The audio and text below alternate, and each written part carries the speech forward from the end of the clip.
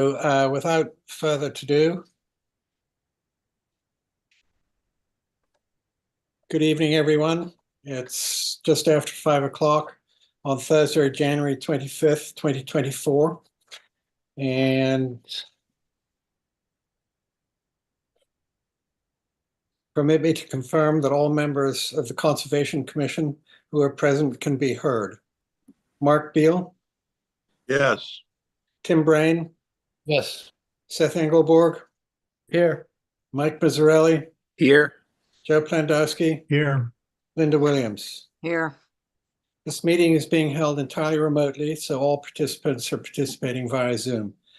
The public may participate via YouTube. There are directions on the Times website as to how to join. If anybody wishes to speak, please raise your hand either in your camera window or virtually and wait to be recognized by the chair. Please state your name and any relationship you might have to the project before speaking. Please keep your devices muted when you're not speaking so that you're not picked up by the recording or creating a distraction. Please note that this meeting is being recorded and that some attendees are participating by video conference. Accordingly, please be aware that others may be able to see you, and take care not to screen share your computer. Anything that you broadcast may be captured by the recording. We'll start the meeting with public comment on items not being heard this evening. Is there anyone who wishes to? Seeing none, moving on to public hearing notices of intent. Ian, can I intervene? Yes, you may. Thank you, Mr. Chair. I would like to request that we edit the order of the agenda to hear item 2 on our agenda prior to item 1. And the reason for this request is that given the discussion that may happen in item 2, I think it will potentially inform what actions we may or may not take tonight. And I think it would be repetitive to just start to discuss item 1 without discussing item 2. So I was wondering if that is a possibility to this commission. Jeff, would we need to take a vote on that? I think it would be best. All right. All right, so I'll make a motion to hear item 2 on the agenda prior to item 1. I'll And second I it. see, seconded by Joe. Yes. So by roll call vote, Mark Beal, Aye. Tim Brain, Aye. Seth Engelborg, Aye. Mike Mazzarelli, Opposed. Joe Plandowski, Aye. Linda Williams, Opposed. Ian Golding, aye. So that carries 5-2. Okay, so item 2 is opened by the legal letter that Jeff sent around a rough draft. And Seth, do you have anything you'd like to start off with, since you made the motion to change the Thank you, Mr. Chair. I think the contents of the draft letter sent by Jeff are perfectly fine, and I would be happy to move forward with that letter. The reason for my request, now that we've approved that, is given the fact that council will be obtained by this commission, and some of the request items that are posed to that council directly affect items that might be heard at this meeting, such as the rehearing limit or any interactions with ongoing enforcement issues or removal orders. I would just like us to clear up our order of operations here, because I don't want us to enter into a scenario where we open up things without legal counsel that otherwise we shouldn't have. So that's the reason for this request, but I'm totally fine with the letter as drafted. Thank you. So if before I recognize you, Linda, if I have a question to Seth, And that is when you look at the draft letter to whom it may concern,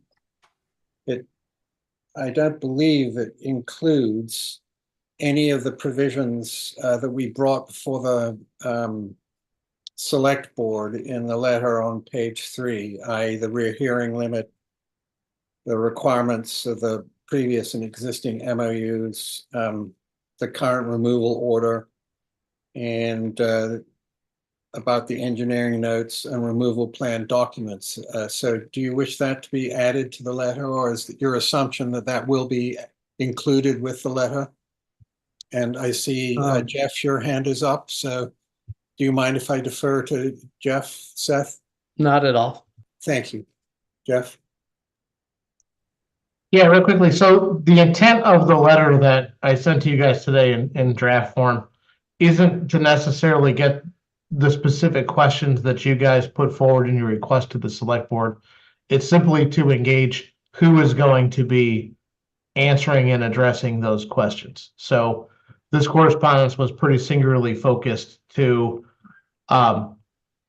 engaging someone like we have in the past, whoever that turns out to be, and then obviously some time spent with what was requested. I think we could include the request that we made to the select board would be fine. But again, the intent of this wasn't to get answers to those questions. It was to get someone engaged and, for lack of better terms, under contract with the commission to provide that assistance.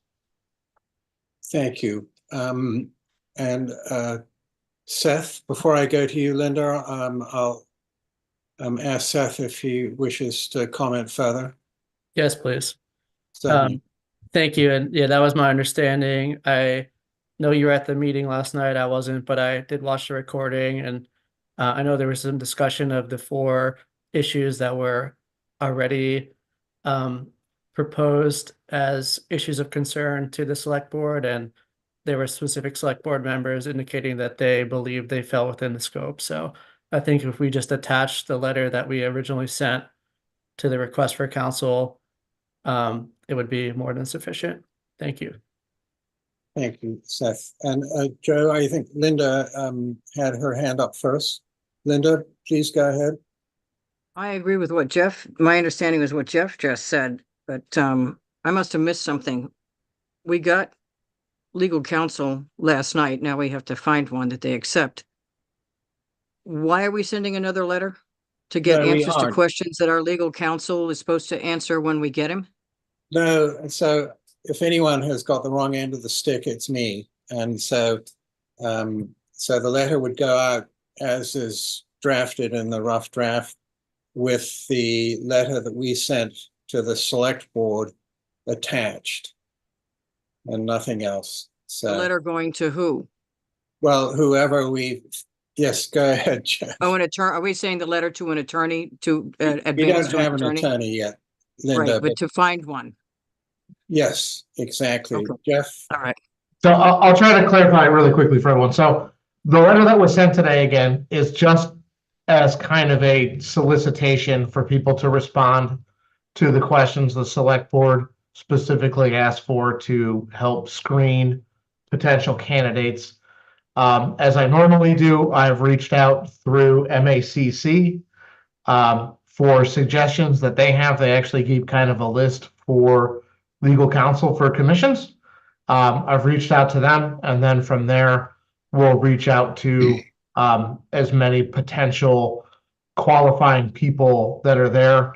Some of those folks that are on that list already, I won't send it to because they're either already involved with this project, are groups that we've reached out prior to on this project that say they are not eligible. So the list gets a little bit smaller. But we'll try to get it out to as many as we can in hopes of getting good responses for you guys to select a candidate to put forward to the select board as quickly as possible. Thank you, Jeff. Mike, I beg your pardon. Joe, I believe you had your hand up first.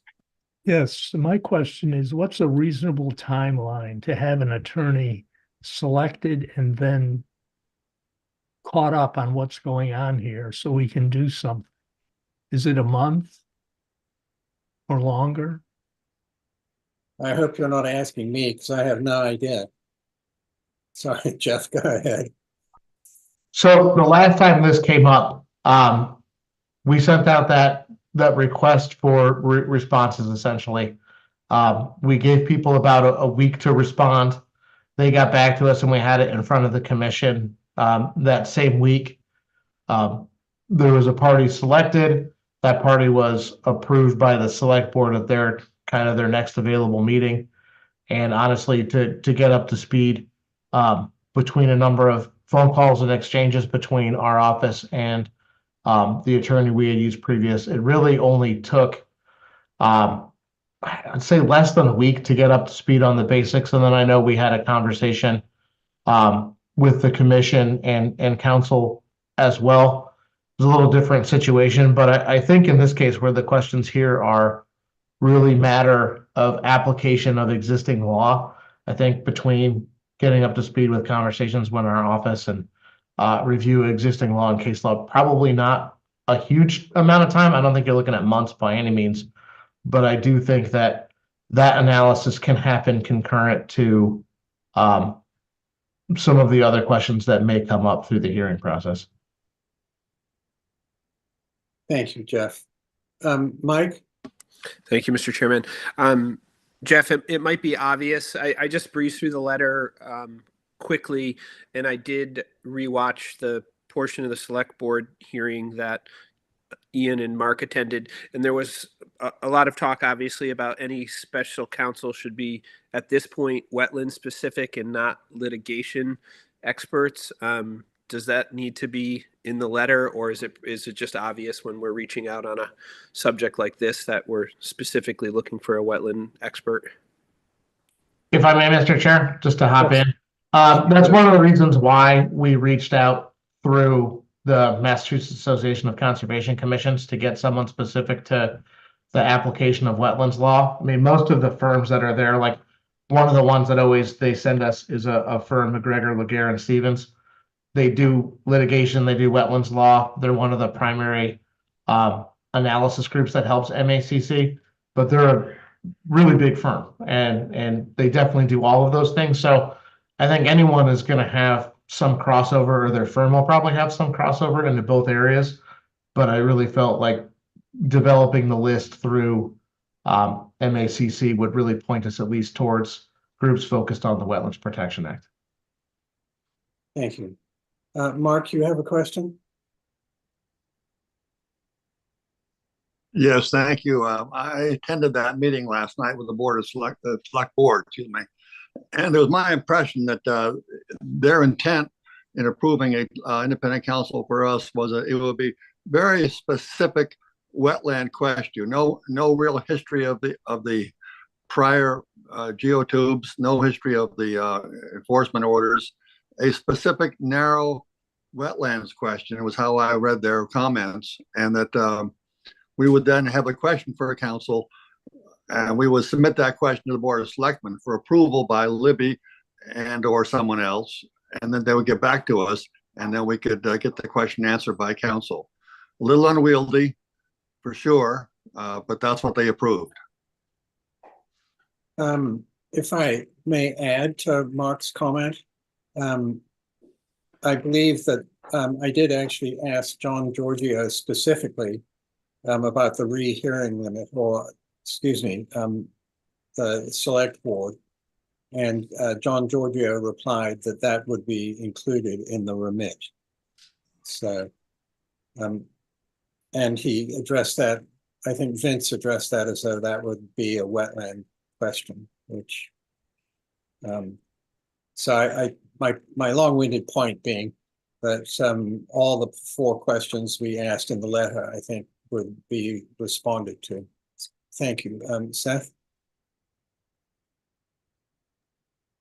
Thank you, Mr. Chair. I'm ready at this point to make a motion to authorize the Nantucket Conservation Commission staff to send out that letter requesting solicitations. Thank you. A second? Thank you, Joe. By roll call vote, Mark Beal, Aye. Tim Brain, Aye. Seth Engelborg, Aye. Mike Mazzarelli, Aye. Deb Pendowski, Aye. Linda Williams, Aye. Ian Golding, aye. And I see your hand up again, Seth. Yes, thank you, Mr. Chair, if I may. So it's my understanding that there are at least 2 or 3 basic questions that need to be answered from a legal perspective before we move forward with the new order of conditions. That's whether the rehearing limit applies. That's whether the enforcement order must be resolved applies. And that's also potentially whether the changes here are, substantive of enough to influence other permitting agencies that we don't have authority over, but would require changes such as, MIPA or Chapter 91 and how that applies. And I think that given those things, I don't personally feel comfortable moving forward with opening the hearing and hearing substantive discussion from the applicant at this point without those questions being answered. I recognize that, everybody has had this date on their calendar for a while, and that a lot of people have prepared for this night, and I don't want to, just push down the issue down the line and not give people an opportunity to comment here, but I don't think we have the preliminary basis for knowing whether this notice of intent can even be heard. So that's just how I personally feel here. Thank you. Thank you, Seth. Linda?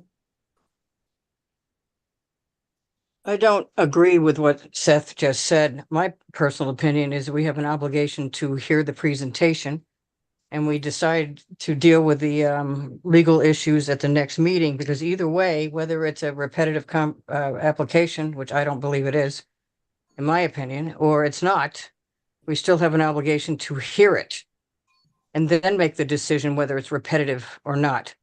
So I have no problem listening to the presentation only this evening and then having another meeting. Obviously, there are going to be several meetings to deal with the legal issue part of it once and for all.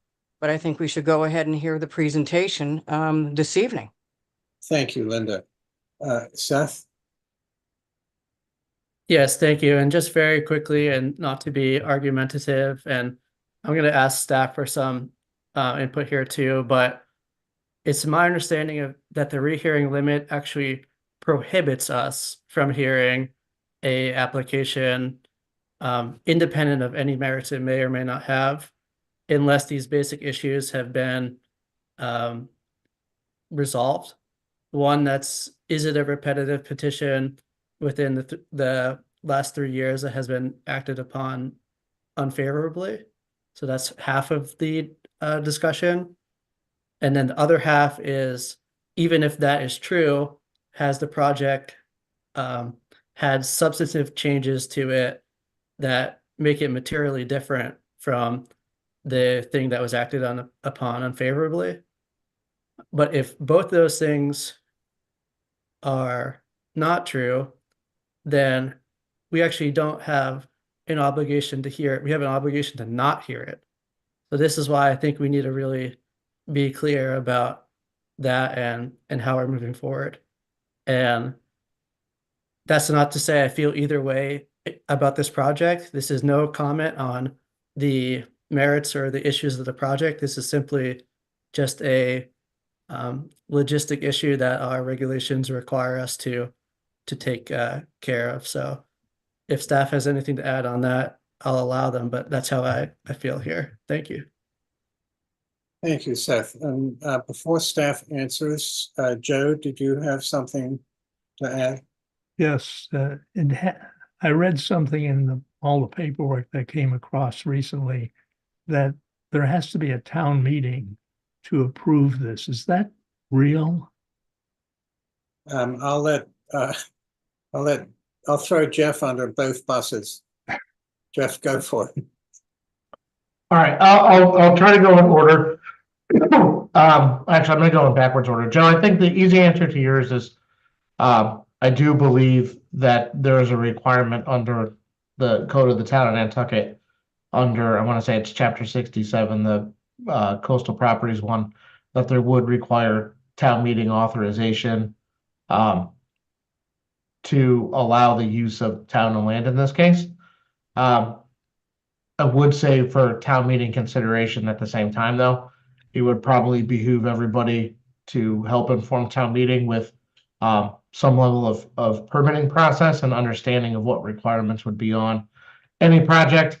Obviously, if they don't gain a positive permit and they receive a denial from there, going through the appeals process would potentially delay that decision-making process, but that's a bridge we can cross if it should come up. But I do think it would be important to at least have some level of public debate, especially at this level, because it will be a far greater discussion than what would probably be had at town meeting. And this is the place that the town has cast for environmental protection and review of the science that goes with that. I think that this discussion would really serve to inform town meeting to make the best decision possible if that were the case. So, sure, Joe? Just today in the mail, not in the mail, with the Enquirer and Mirror came the warrant package that weighs about 10 pounds.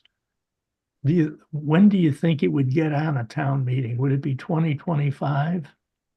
I believe there's a article within the warrant currently that covers this project and project area. I don't have the number off the top of my head. I will fully fess up, I have not read the warrant in its entirety in its final form, but it has been included. Great. So rather than getting sidetracked, Joe, that's the first question that Seth asked. If that, Jeff, you could provide an answer for that. Yeah, so we've dealt with rehearing limit before, and while I don't 100% disagree with Seth, I don't necessarily 100% agree either, in the sense that dealing with rehearings is there's always the standard that's there for, and I want to phrase it correctly, so I brought it up, that there is a way to overcome that refiling or rehearing limit if the commission votes that specific and material changes in the circumstances upon which the previous unfavorable action was based and describe such changes in the records of its proceedings can overcome that limit. So you're a little bit of a chicken in the egg, where obviously hearing what an applicant has to say to overcome that or meet that, if it's applicable, would have to be done, because if the commission was going to say we're going to apply that, you would certainly have to find that there are not material changes specific upon which the previous unfavorable action was described, or the changes in the record, right? So you'd have to do that either way to go for or against if the rehearing limit is applicable. I think the other thing that's also important too to keep in mind is the rehearing limit is a local bylaw requirement, and you would certainly be able to do that. The state act does not have similar provisions, and as you know, we hear these things both under the state and local at the same time. So you would certainly have to look at it a little bit differently. I think from a staff level, and this is where I'll disagree with Seth a little bit, I think it's important most of the time to hear what the project is enough to be able to make that determination that there are not specific and material changes, if that's what the application is for, or whether there are. And I think in the interim, we can also determine if the rehearing limit is applicable. I know, as we've all read the letters that have been filed already, there's a differing of opinions, and that's one of the reasons why you guys are seeking independent counsel. I'm not trying to say that to hold people longer here tonight, but I also think this is an interesting opportunity to get at least a basic description of what's here, what those changes may be, and also give the public a chance to voice their opinion on issues or things that are identified. And then as those are identified, give everyone their homework pieces for when we schedule the next meeting. And in the interim, if we get an opinion from independent counsel that comes back and says that they feel that that rehearing limit does apply, the commission still has to make that determination that those changes are in place. So we all have a little bit of work to do with that. So while I don't disagree that we should conduct that analysis, I think that's something that you can, start at your guys' discretion. Thank you, Jeff. So, Seth? Yes, thank you. And thank you, Jeff. And I actually don't disagree with anything you said. The one clarification is, and I know this has been the standard process in the past where we've had to deal with rehearing limits, whether this be this project or any other project, that we've, took in commentary specifically on the fact of whether the project represents specific and material changes. But typically on agendas, that's been labeled in a different section. Instead of being labeled in notice of intent, it will be labeled in rehearing limit. So we'll open the project in rehearing limit, make that determination, and then if that determination is that we're allowed to proceed, then we'll open it later in notice of intent. So my specific issue is that on the agenda as written, and maybe I should have said this ahead of time, we have public hearing notice of intent, not public hearing rehearing limit. So I'd be certainly happy to open the item in the rehearing limit category, hear that, but wait on opening the notice of intent until we deal with the rehearing limit. So I don't know if it's possible because the agenda is already posted, but that is my technical concern here. Thank you. Jeff? Mr. Chairman, Stephen Cohen, maybe I could help short circuit this. I guess on behalf of the applicant, I would be happy to offer that the commission could reserve its rights on this issue, and we could, maybe move on. I think the commission is going to want to see a response to Mr. Murphy in writing, as well as get its own independent counsel opinion before making a decision. And I'm glad that that counsel is going to be available to you. And we're happy to note for the record that the commission is reserving its rights with the assent of the applicant. Thank you, Steve. And I can't see your chin in your camera, but I did see your mouth. So, all right, Jeff, that's better. Thank you. Yeah, I'd also say I think on the next agenda, having the separate items for rehearing limit and the notice is fine. I would also just kind of point out, right, this is the first time we're even opening the discussion on this, and we've received public materials asserting a position that this would also be the first time that the commission is even having the discussion of whether they felt that the rehearing limit may be applicable or not. So I think the posting is fine in that sense and to have that discussion, but I think to simply post it as two separate items next time would probably be, I agree, would probably be the appropriate action to take. But I do think while we're all here, we can still have some level of discussion on what we're discussing. Thank you. And I agree. And thank you, Steve, for weighing in there. Mike and Mark, do you have anything additional to add? I would just like to hear what we can tonight. It's been a long time in the making. There's 45 participants here. I think Steve has a good suggestion. So I'm hoping that we at least have the discussion. Thank you. Thank you. Mark? Thank you. I totally concur with Michael's comments. I think we should proceed with the hearing, and thank you, Steve, for putting that hold on the whole question of rehearing it, of the rehearing issue. So I think we should proceed and hear the NOI. And if you'd like a motion to that effect, I will so make it. But I think we should just, the chairman can call it a meeting if you're so inclined, and say, let's proceed. Well, thank you, Mark. And basically, Seth, unless you wish us to put it to a vote, I thank you for your observations, but I think the feeling is clearly that we proceed at this juncture. Do you wish to respond, Seth? Oh, that's fine. I appreciate the applicant's assertion that, the commission's rights will be retained. So thank you. Great, thank you.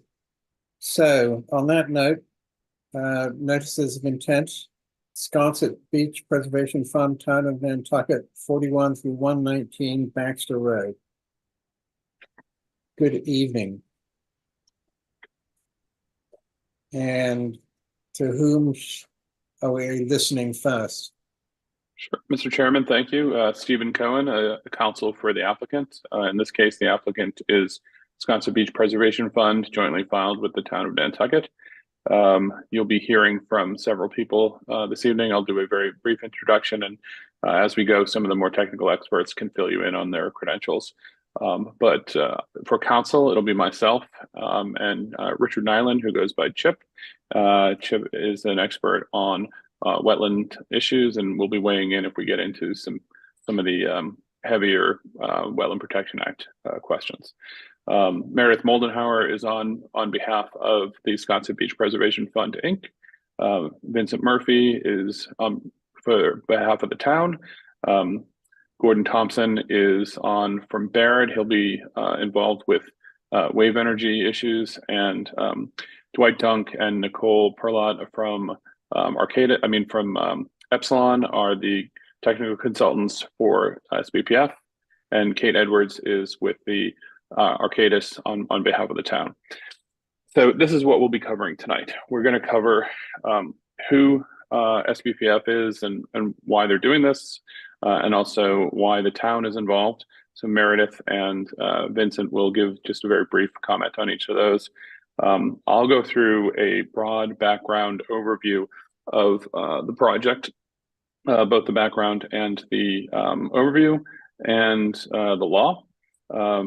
Gordon will do a presentation on wave energy analysis, and Dwight will do a presentation on the project design, and Kate will cover the alternatives analysis. So that's what you're going to hear tonight. What you're not going to hear tonight, what we intend to do in a second meeting, because there's a lot to take in, but just to give you an idea of what's coming up so you can have it, is the impacts on the geotube since installation, the operations and maintenance process, sand mitigation, the monitoring systems and data collection, possible terms of an order of conditions, including failure criteria, regulatory compliance, and then all of the other legal issues that are going to be brought up that we think we need advice of counsel before we address them. So that second group there is what would be in the second process. I'm getting a text that we just as an administrative issue need to have permission, I think, for Nicole to share her screen in order to be able to show the PowerPoint presentation. Is that something Jeff can take care of? It should be already enabled. Wonderful, Okay. Thank you. All right, If so I may interrupt you briefly, Stephen, thank Sure. you very much for breaking this into component parts. yeah, absolutely. I apologize in advance because you're going to hear a lot from me. You will regret not continuing after hearing from me for a bit, but I appreciate it. I will tell you, just from a personal background, I started working on this in 2011. My daughter was 5 or 6 years old. I dropped her off at college this summer, so it's been a while. I remember at my first hearing, I wore some Nantucket Reds pants, and I said, if we're not careful, the only thing that's going to be left of Sconset is these pants, and they don't fit anymore. But I still like the joke.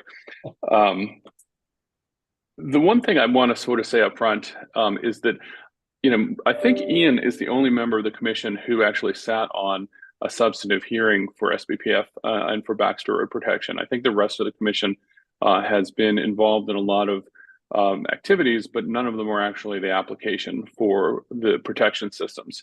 And somewhat, I think the commission and the public at this point is like, children born at wartime only sort of understand war, and they don't know from peace. And what I'd like to do is remind people that there was peace and there can be peace.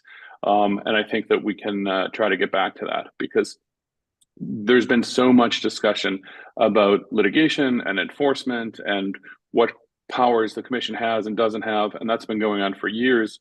But really, I think what we'd like to do is take a deep breath, reset, and really focus on the merits of the Wetlands Protection Act and the local bylaw, and see if we can get something proposed and approved that in those circumstances. So I appreciate the commission, blinking a little bit and taking a breath and looking at this freshly. So with that, just so you understand, before I do my part, I think Meredith and Vincent should give a brief introduction about who they are from the town, and then we'll come back to me.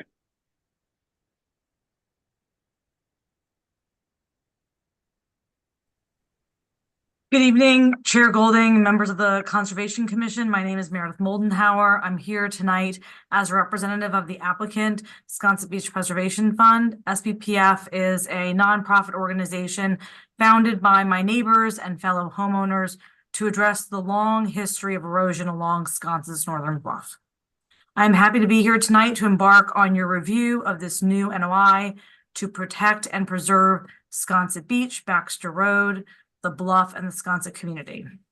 SBPF is a solution-oriented group of dedicated homeowners who love the island and want to safeguard the easternmost point against erosion and the threat of storms.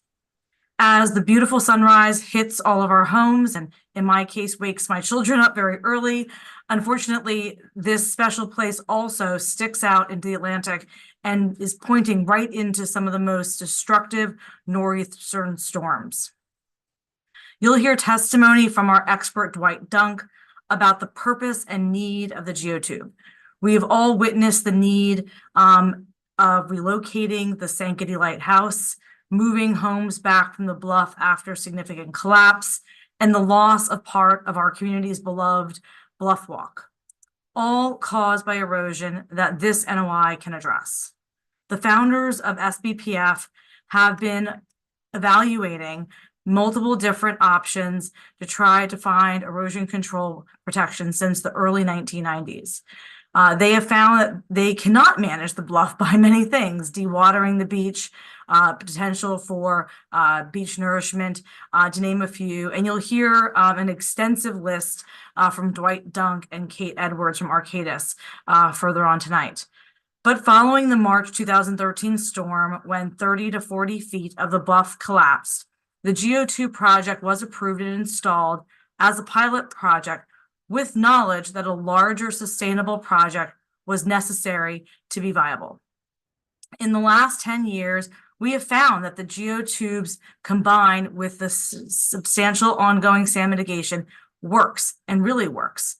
But SBPF members have shown their dedication by, in order to preserve and protect this area, by privately funding approximately $1 to $2 million per year, most of which is the result of the sand requirement for nearly twice the amount of sand that is typically required under the state and Nantucket guidelines. We'll address the sand calculations more in our second day presentation. But we acknowledge that SBPF did agree to this ultra-conservative sand requirement as a temporary extra margin of safety when the geotubes were unknown, new systems that were never used before on Nantucket. Stephen, in a moment, will run through the history, but I want to focus on the future.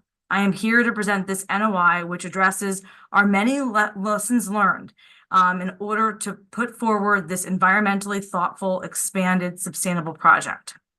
There have been bumps in the road, no question, and mistakes have been made. We as a group regret the way this has developed over many years. Our mission and good intent has always been to do the right thing and work towards a successful example of a public-private coastal project. We acknowledge that there were problems. We had written the town to apologize for our part in the complexity and confusion. We would do some things differently if we had to do it over. but I'm here tonight to present this new stage and this application before you. SBPF sees a viable future that will evolve based on our listening, our learning, and our now engaging with you, the commission, through this NY process. We want to thank our partner, the town, for all of their hard work and dedication that they have shown, making this a comprehensive and new, and I can also say much better because of our partnership with them, NOI application. In working with the town, we have incorporated insights gained from their involvement, and we hope the commission can see that we have responded to comments made in working groups during the select board and Concom discussion with Arcadis and knowledge gained over the last 10+ years. We ask for your review of the NOI and believe that following our full presentation, you will have confidence in being able to approve this well-designed phased erosion control system that can help protect our community in compliance with the law. Thank you very much.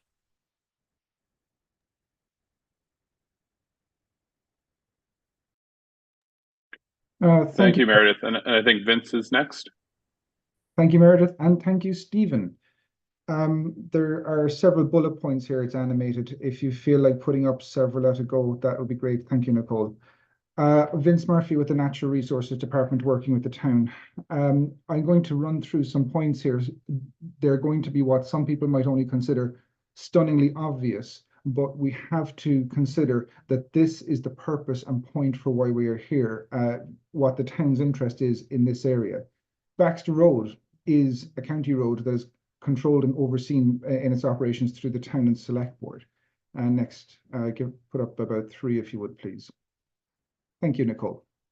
Baxter Road is an access route which includes sewer and water services. Everybody thinks of Baxter Road just as the surface that it is and that provides access. It's more than that. It's a corridor that provides not only access, but necessary and needed services such as sewer and water for all the homeowners in the area. And the town also licenses out things such as electricity and telecommunication services. So it is more than one facility.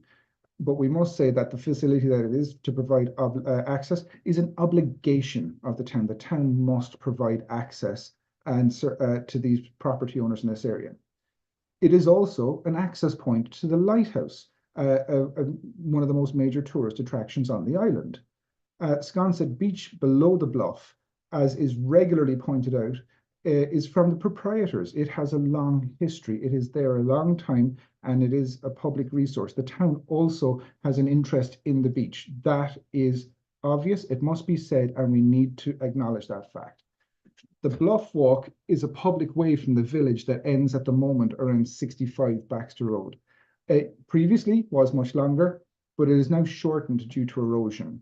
The vast majority of the paths in this area are on private property. It crosses a few town access points along the way that are now roads to the edge of the bluff, or trackways to the edge of the bluff. So we must understand that erosion has shortened it. Erosion has caused an issue, and we're trying to, in large part, resolve erosion issues in this area for the Bluff Walk, amongst a large variety of other needs, as I was saying. It is a well-documented fact that the Select Board have partnered with SBPF, and that has lent a lot of credence and strength to this project, where the town now has a stake and ownership and a large influence and a large leadership role in how the town and SBPF work together on this project. And this also gets to how the town and the select board generally want to keep road access, sewer and water services, the bluff walk and the beach below the bluff, and to maintain the area. So for all of these reasons, the select board has partnered with SBPF to achieve these goals, as well as the homeowners' goals. The homeowners have a very specific set of goals, as does the town, and they've married fairly well together. What would loss of the road look like? We would see not only the town failing its obligation to provide legal access to all these properties, but also the sewer and water connections will be lost. If there was a tragic event where we lost many feet, tens or more feet in an erosion event. We could see the road surface breach. We could even see raw sewerage going down the bluff face. So we need to consider how to avoid that terrible scenario. Thank you. And we would also need to understand how the bluff walk and the beach would have consequences and consequences to the resource area on the beach. Loss of Baxter Road would also cause substantial economic costs to the Sconset area at large, not just to the people who immediately lose their property, not just to the town who would have to reroute the road and look for alternative access and how other services will work. That is a substantial cost in its own right. We must also look at what it's in line with.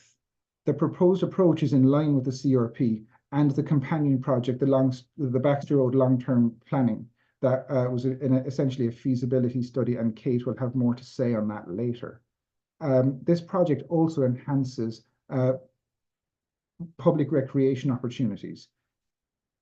In working through the development of this notice of intent with SPPF, they have graciously looked at different ways to get more facilities on the road, on the bluff walk, not on the bluff walk, on the bluff area to enhance public recreation, everything from seating areas, bike racks, and even more public stairs to get down to the beach at different points. They have an illustration in the notice of intent of one that's currently over the existing geotubes. That will be a public access way down to the beach. So what is currently a little bit on the difficult side to get down to can be more accessible and more used and more user-friendly. So the town does have substantial interests in this area, and there are alignments in these interests between the town and SPPF. Thank you. I believe I'm handing to Stephen now. Thank you, Vince. Okay, so before we talk about what we're doing here, I'd like to talk a little bit about how we got here, just so that to provide some context for the board, for the commission, because this is such a large project, but also because it has a significant history. And I think most people on the board have maybe seen it in the Inky or otherwise, heard about it around town, but it might be good to just fill in on, how did we get here? So, if you were on Nantucket in 2012, 2013, that winter, you would have come back in the winter of early 2013, and most of Baxter Road was facing massive erosion due to some winter storms that was causing 10 or 20 or 30 or 40 feet of loss in some areas, which we're actually getting more common now, but at that time was unheard of.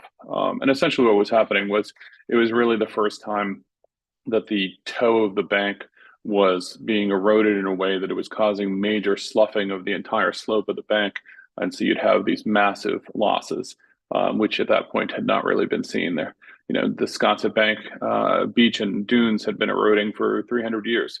And the lighthouse had been moved, and the lighthouse keeper station had been relocated, but the kind of losses that we were seeing that year were new.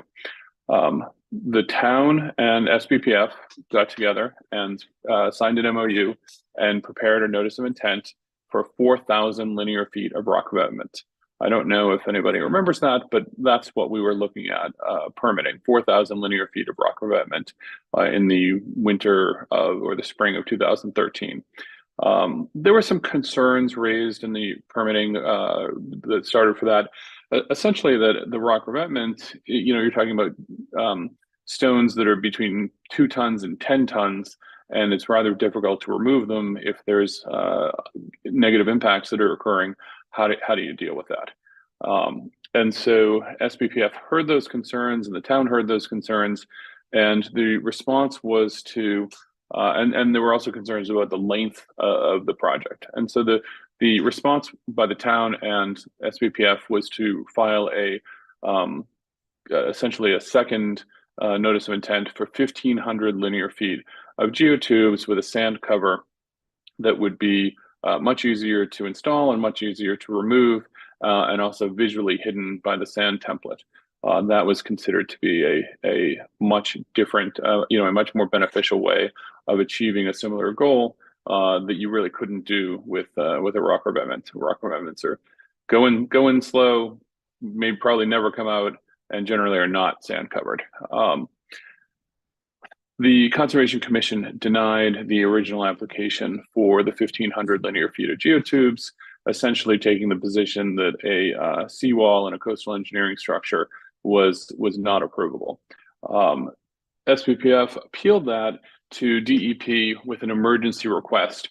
I think it was the day after Thanksgiving. I remember everybody being quite upset about the timing, including myself. And the emergency request was filed for only 900 feet of linear feet of geotubes in the most endangered area.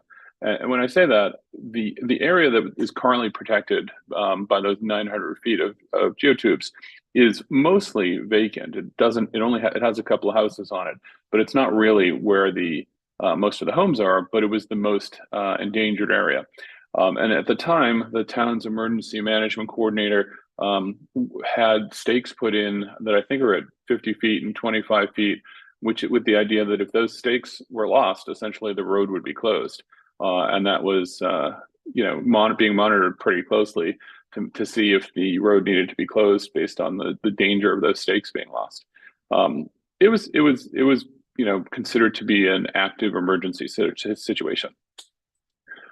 So the Concom denied the emergency request, and the SPPF appealed that to DEP. DEP, which issues the state version of the permits that you grant, approved an emergency order for 900 feet of geotubes with 3 layers instead of 4, and that was in the early winter of 2014. In the spring of 2014, and then that was installed. So the 3 layers of geotubes for about 900 linear feet was installed under the emergency order. And then when an emergency order is issued, the law requires the applicant to go back before the commission and get a non-emergency order to replace it. So SPPF came in with a non-emergency order to replace the emergency order, and the Concom again denied it. SPPF appealed the denial, and DEP again issued a superseding order on the state permit, which again was the ordinary state permit, not the emergency state permit. And the Conservation Commission appealed the superseding order. So now we had competing appeals where the SPPF was appealing the local order in court and the Concom was appealing the DEP order in court. It was hairy. The town did not love all the litigation and put together a working group to try and see what could be resolved. And there were some compromises that were reached. And in 2015, the Conservation Commission issued a standard order of conditions for both state and local bylaw for the installation of the 4th tier of the geotubes and to approve the existing 3 tiers for about 952 linear feet of geotubes. The additional length came from the returns. So the existing system is currently approved under an existing order of conditions for both the state and the local bylaw issued by this commission.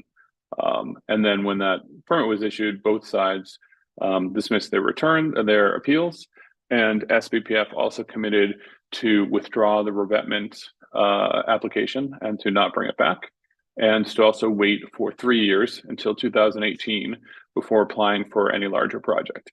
And the idea was that 3 years of a smaller project would give us a chance to see if it was built in a way that was necessary and successful. Was it more than needed or less than needed?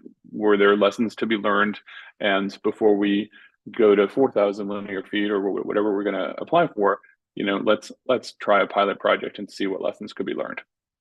And frankly, it was a great idea because it's a big project, and the better it can be implemented when it goes large, it was. But at the same time, the most endangered area was still being protected. So in 2016, the fourth tube was installed. The remainder of the bluff was revegetated, and under a separate NOI, a stormwater management plan was put in for the top of the bluff to stop stormwater erosion going over the edge that was actually causing a substantial amount of the erosion from the top. That has been wildly successful, and I think copied in other places. So at the time of the 2016 permit, there was a concern of unforeseen impacts, and so 4 protections were put in place. The first was increasing the mitigation stand. As the commissioners who have sat on erosion protection applications know, mitigation sand is done by calculating the annual rate of erosion that would otherwise be sand contributed by the bluff or bank into the littoral system. And that's done by multiplying the height of the bank by the length of the bank by the annual rate of erosion, and then dividing it by the length so that you get a cubic yard per linear foot calculation. If you do that at the current 952 linear feet where the geotubes are, you get 14.3 cubic yards per linear foot. That is not my opinion. That is math. Math is, stands on its own. However, at the time, there was a concern, well, this project is bigger in scale than we've typically seen. Let's be cautious. Let's go with more. And that's where the 22 yards of cubic yards per linear foot came from. Oh, you know what? I'm being corrected. It's not 14.3 cubic yards. It's 12. The 14.3 is a different number.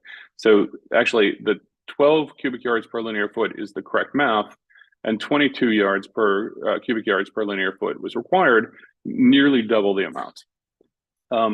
And that, I believe, was suggested by Jim Mahala, who was the director of the Southeast region for DEP at the time. And that is where that number came from. It's essentially picked out of thin air as a way to try to be more than what's required under the standard contribution, but less than would be impactful in a way that would essentially drown out the cobble seafloor and essentially kill off the marine environment and fishery. If you could put too much sand, it can be dangerous. Not dangerous, it can be negatively impactful to the marine environment. So that's where that number comes from. There is no mathematical way to get to that number because it wasn't calculated that way. It was also intended to just be used under the pilot program for the 3 years until we reapplied, until SBPF and the town reapplied, to see whether to make sure it was enough. It was never intended to be a long-term number.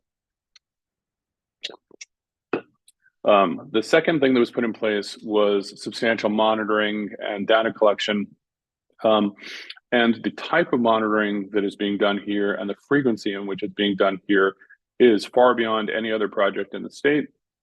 And the idea was, let's see what data we can collect, and if we can determine if there are any ways to see or make early identifications of any potential problems, and otherwise collect data that would be useful, with the idea that collecting that data over time would indicate the proper frequency what it should be collected in, and what data was useful and what was not. It wasn't intended that all of that data should be collected at all of that frequency forever. It was intended to be analyzed and then reevaluated. Now, it might be perfect, it might not be, but it was never intended to be perpetual. It was intended to be reevaluated. The third item that was done to protect was the limitation on the location and on the timing. Again, that's the 950 linear feet and the 3 years, as opposed to 4,000 linear feet in perpetual. And the fourth criteria that was used to protect at that time was the conditions that were put into the order of conditions, which were also in the superseding order from the state, that create multiple failure criteria under which the geotubes could be removed. And one of the most important one was the protection of a walkable beach. If there was a loss of walkable beach, then the geotubes could be removed, and among other criteria. So what went wrong? If only it was that simple. In 2018, after having the system in place essentially since 2014, SPPF filed to expand and improve the project based on the lessons learned. At that time, the Conservation Commission had its own independent reviewer, a gentleman named Greg Berman, who I think had a lot of integrity and did a lot of good work. And if you read Greg's report, he essentially agrees with SPPF and advised the commission that the project both met the performance standards and was workable, with a significant caveat that a walkable beach would only be maintained if the sand contribution was sufficient and maintained, which he, that was his concern. And again, stress that a failure criteria on that issue should be included, because over time it may not last. But essentially agreeing with everything else that was proposed. The Conservation Commission nonetheless denied that proposal, and that started both sides down a long path of litigation and animosity and mistrust. It was, I think, as it publicly played out, and as some members of this commission are aware, painful and unpleasant, and we don't need to go through those details, but it has not gone well since 2018 on a number of grounds. One of the things that happened was that there were some human errors that caused some non-compliances, and then also, frankly, there were some the project became unsustainable because it was being kept in place in a way that it was never intended to be sustained at, with the 22 cubic yards per linear foot. And so between the economic and sustainability and some operational flaws that are correctable now that they've been identified, but nonetheless occurred, the commission decided in 2019 to issue its removal order. Now, the removal order is really interesting legally for two reasons. One is the removal was always intended or envisioned to be based on negative impacts, not based on errors that could be corrected. It was pretty surprising that instead of having a corrective order, that there was a removal order. The other thing that was surprising was that because at the time there were no negative impacts, right? The removal order is based on the failures that occurred. There were human failures, not failures of the system.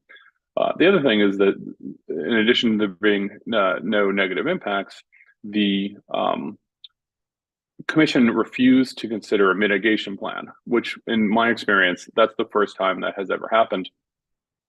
Typically the commission's posture on enforcement is to correct what was done. It's not punishment. It's that if something wasn't supposed to be installed, it should be removed. If something was supposed to happen, it should be made to happen, right? It's correct to take mitigation and corrective actions.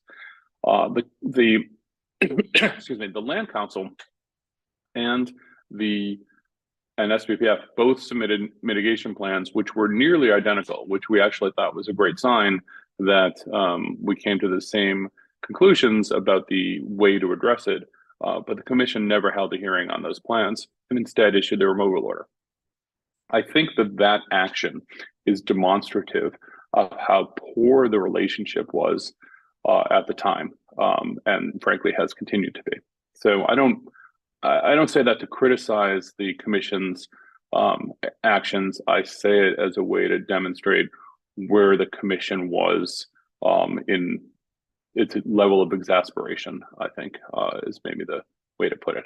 And I don't recall how many of the members of the board of the commission were on that 2019 order, but there was, to say the commission was at its last straw would be an understatement. So, some time went by, and the SPPF, there was a working group that was put in place to try to figure out what to do, and SPPF and the town filed a new NOI in 2021. And again, that NOI was never heard. The hearing was opened, but basically the commission sent a letter to SPPF saying essentially that it wouldn't hear an NOI that involved geotubes, and it was withdrawn. So everything was going very poorly. The town started planning for alternative access, and SPPF committed to the removal order. That's where we were.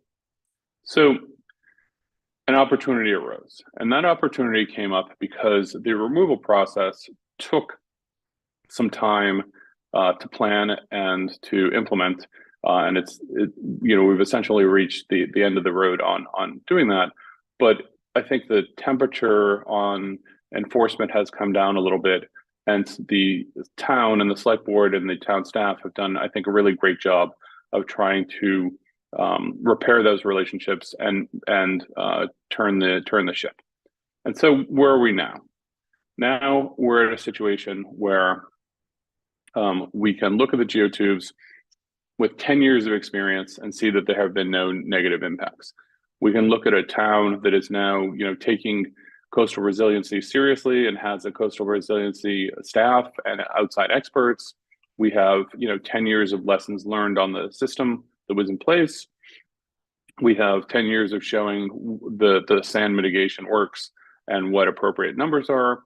We have 10 years of design analysis that show us that we can make some adjustments to the slope of the system, the angle and design of the returns, the shape and volume of the sand template, the method for calculating sand, the method of restoring and supplying sand, the type of protection that we would use on the ends where we don't want to use hard armoring yet, where we could use coir arrays in some places and dune nourishment in other places, and not have to do a coastal erosion structure the whole length. And we have evidence of what data collection is useful and what isn't. And we have had an opportunity to figure out how to get more public benefits and more public access into the system. So over these past 10 years, but especially over the past 6 months, we've been able to come up with a geotube system or with a erosion protection system that is substantially better than what's existing and substantially better than what was previously applied for. So the other thing that's changed is that in the past, as this project was being permitted, there were a number of legal questions that were on the table where people felt that we can't do something because we don't know the answer to this, or DEP wouldn't allow it, or there were negative assumptions. And it has now been determined that that's not the case. There were, literally hundreds of times where it was stated, this isn't allowed under state law, DEP wouldn't allow this. And what we've now seen is the DEP has answered positively 4 times that this coastal engineering structure is permittable and is permittable in this location and in this form. So, I think that question is somewhat off the table. There was a question about whether or not there was a requirement to relocate the structures out of the area and not protect them, and DEP said no, that's not what the law says. There was a question about whether or not the substantial improvement rule, which is a Conservation Commission local rule, not a state rule, whether or not that substantial improvement rule would prevent the protection of most of these structures under that are otherwise pre-1978. And what we determined was that if you go through the entire building department file, which we have, that nearly all of the improvements to the structures that have been changed occurred before the CONCOM adopted that rule, which I think was in 2008 or 9. Jeff has had trouble identifying exactly when it was, but essentially that rule doesn't apply in a material way because it was adopted after the improvements that are in question. There was a question about whether or not the returns could be outside the project area, and essentially extending the length, or if they needed to be, if we need to shorten the project to have the returns within it. And it was determined under the superseding orders that they should be within the project area. So essentially tighten up your project and keep your returns inside it. Excuse me. There was a question about whether or not gap lots were legal. And by gap lots, I mean lots that are not that don't have pre-1978 houses, or where those houses or structures, or where those structures may not be in danger. DEP answered 3 times that gap lots are illegal and are actually preferred because it's better to have a continuous structure than, you know, a piecemeal structure with missing pieces and gaps. That is actually negative because it creates inconsistency in the kind of protection it creates a lot more scouring and other issues that were considered to be inferior to a more consistent system. The question of whether or not there was a loss of access and loss of utilities could be considered on a state level was answered positively by DEP that they can be. Whether or not these structures were in sufficient danger, DEP determined that they were. There was a question about whether we could properly protect the swallow habitat at the top, which we have. There's a question about whether or not the vegetation of the upper bank would hold, which it has. And then there was a question about whether or not there would be negative impacts on neighboring nearby beaches, which there has not in 10 years of the project being there. And there's a question about whether or not how to calculate sand, which we is addressed here. And then there were questions about how to deal with operational problems and financial problems that are currently being addressed in the operations and maintenance manual and the MOU with the town and the license with the town. So, you know, in short, there were literally dozens of questions and problems that are now, you know, in the back that we have now addressed legally or operationally. So what's being proposed today? Today we're looking at 4 rows of geotextile tubes, one of which would be buried below grade for stability, and 3 of which would be above grade and covered in sand, built to the 100-year storm runoff level.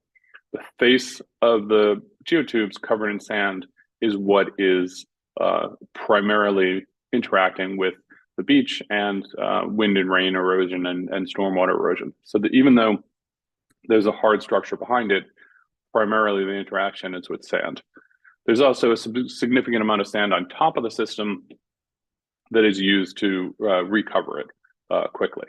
And this system has the major advantage of being able to be recovered very quickly and with no debris and other issues. Like when you have a quarry system, it has to be repaired before it can be fixed, before it can be recovered, and you end up with a lot of debris. We also are changing so that there's a softer protection on either side, which Dwight can go through, both the quarry system and the dune system. We've increased our public access, and we have broken up the sand mitigation into several reaches where it's easier to keep track of and identify based on areas that are of similar height and erosion characteristics. So the other thing is that we've been able to establish what better operations and maintenance would prevent problems that occurred in the past, including financing, and what failure criteria should be required in order to avoid any problems that would otherwise need to be addressed. Why is the system necessary? You know, why do we need a coastal engineering structure here? We're going to go through why this is one of the strongest marine environments in the country, and why other alternatives would not work, and why they would have other negative factors. So in addition to not being sufficient, they would take longer to repair and take longer to have debris and those kind of things. The question of whether or not this is legally compliant is significant, and I think that, you know, we could address that when we get to the regulatory slides. But I just want to be clear that, you know, the interesting thing about the Wetlands Protection Act is that coastal banks are supposed to prevent stormwater damage to structures and to prevent flood damage. And so it's actually enhancing the bank's ability to do its job under the performance standard by protecting the toe of the bank. And we'll go through that when we get to that section, so I'm not going to do it twice. But I hope that background helps, and I will turn it over to Dwight. Thank you. Thank you, Stephen. Yes, Dwight Donk with Epsilon Associates, principal with the firm. Been working on this project for many years now, and just want to briefly hit upon the regulatory standards. Just we have 2 slides for this. We're keeping everything at an overview for tonight because we know there will be other sessions. So I just want to keep it at a higher level for tonight, and we'll get into it in more detail at a subsequent session. The regulatory standards are addressed in the Notice of Intent, Section 7, in detail. As Stephen mentioned, the superseding order, whenever an order of conditions by a commission or the superseding order of conditions is issued by the DEP, that statement, that permit is basically saying that the project as designed, along with mitigation included, protects the interests of the act. And so by the issuance of the superseding orders of conditions for the existing 950-foot system, which is SE 482824, and then the subsequent extension that was requested back in 2018, which is SE 483115, the DEP confirmed that the project, the sand-covered geotubes, protects the interests of the act, and for coastal banks, those are presumed significant storm damage prevention and flood control, as well as the performance standards for the other coastal resource areas, beach. And also with SE 482824, the commission, by issuing that order of conditions, agreed that it met the interests of the act and the values of the bylaw. So the focus of this project has been to make sure it protects the interests of the act and the value of the bylaw, and that's done by meeting the performance standards. Next slide, please. And with the discussion that started out, we're focusing on the Wetlands Protection Act. Tonight, the Wetland Protection Act regulations and the bylaw regulations mirror each other. There are some differences in the bylaw regulations. And again, we address those in Section 7, and we'll follow that. We'll address those in the subsequent session in more detail. But the key issues when it comes to a coastal engineering structure is that they are allowed on the coastal bank to protect pre-78 buildings under the Wetlands Protection Act. The CES, coastal engineering structure, is designed to minimize using the best available measures and to avoid adverse effects on the adjacent resource areas. And that demonstrating that there's no other method to protect the coastal bank than the CES. And then protective plantings are installed above that. So those are kind of the 4 key features. The coastal beach does allow for a CES to be built on the coastal beach when it complies with 1030 subsection 3A, and that is the project that is for pre-78 buildings. And then presently there are no regulations for land subject to coastal storm flowage, but again, those are that resource areas that are protected storm damage prevention and flood control, consistent with beach and bank. So by protecting and meeting the performance standards for beach and bank, then it is presumed to protect those interests under LSCSF. Next slide, please. Next, I just want to address a little bit about the purpose and need of the project. One of the things that I really want to identify here is that the shoreline along Sconset has been changing, eroding, retreating for many decades.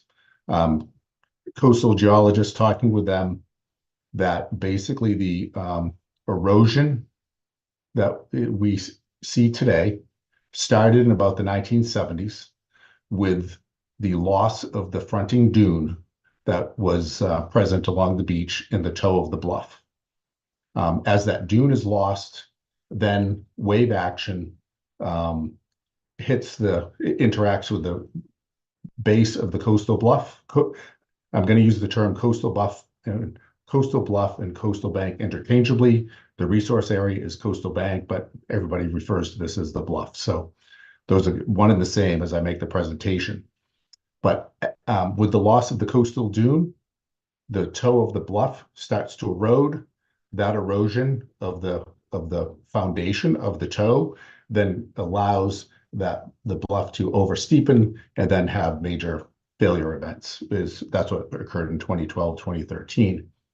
But 50 or so years ago is when this started. The loss of the coastal dune has occurred from north to south, and this image here is oblique aerial from 1961, and as you can see, the lighthouse, the gate, the lighthouse keepers, station, homes, and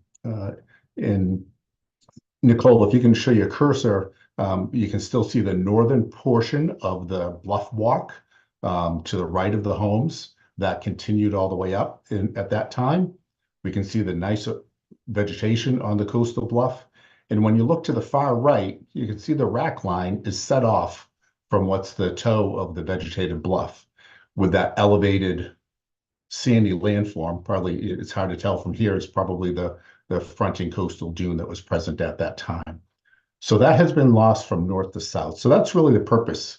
The need for this project is the change in the landform of the beach has occurred for a long time, and now the need is to protect and try to abate the coastal bluff retreat. Next slide, please. And so more recently, we have LiDAR data, LiDAR survey data that show in these images are from the notice of intent.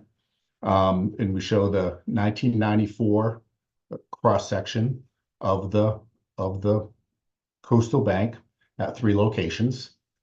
The top is about 115 Baxter, the middle is at 85 Baxter, and the lower is at 79 Baxter.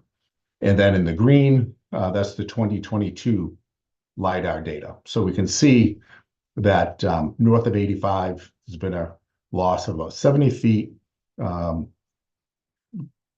correlating to 2.5 feet per year. And then south of Baxter, 85 Baxter has been about 41 feet. And we don't include the pilot project reach because that has been stable since the pilot project's been in place. So we can see that there's active bank retreat occurring.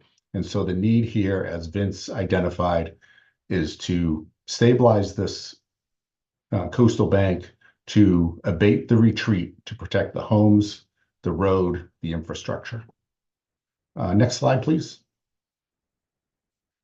And, with the ongoing bluff retreat, if it's not addressed, as Vince identified in his introduction, that it will, result in the loss of the infrastructure in the home. So I don't need to repeat what Vince eloquently stated, but that's the purpose here is to abate that retreat and to protect those elements.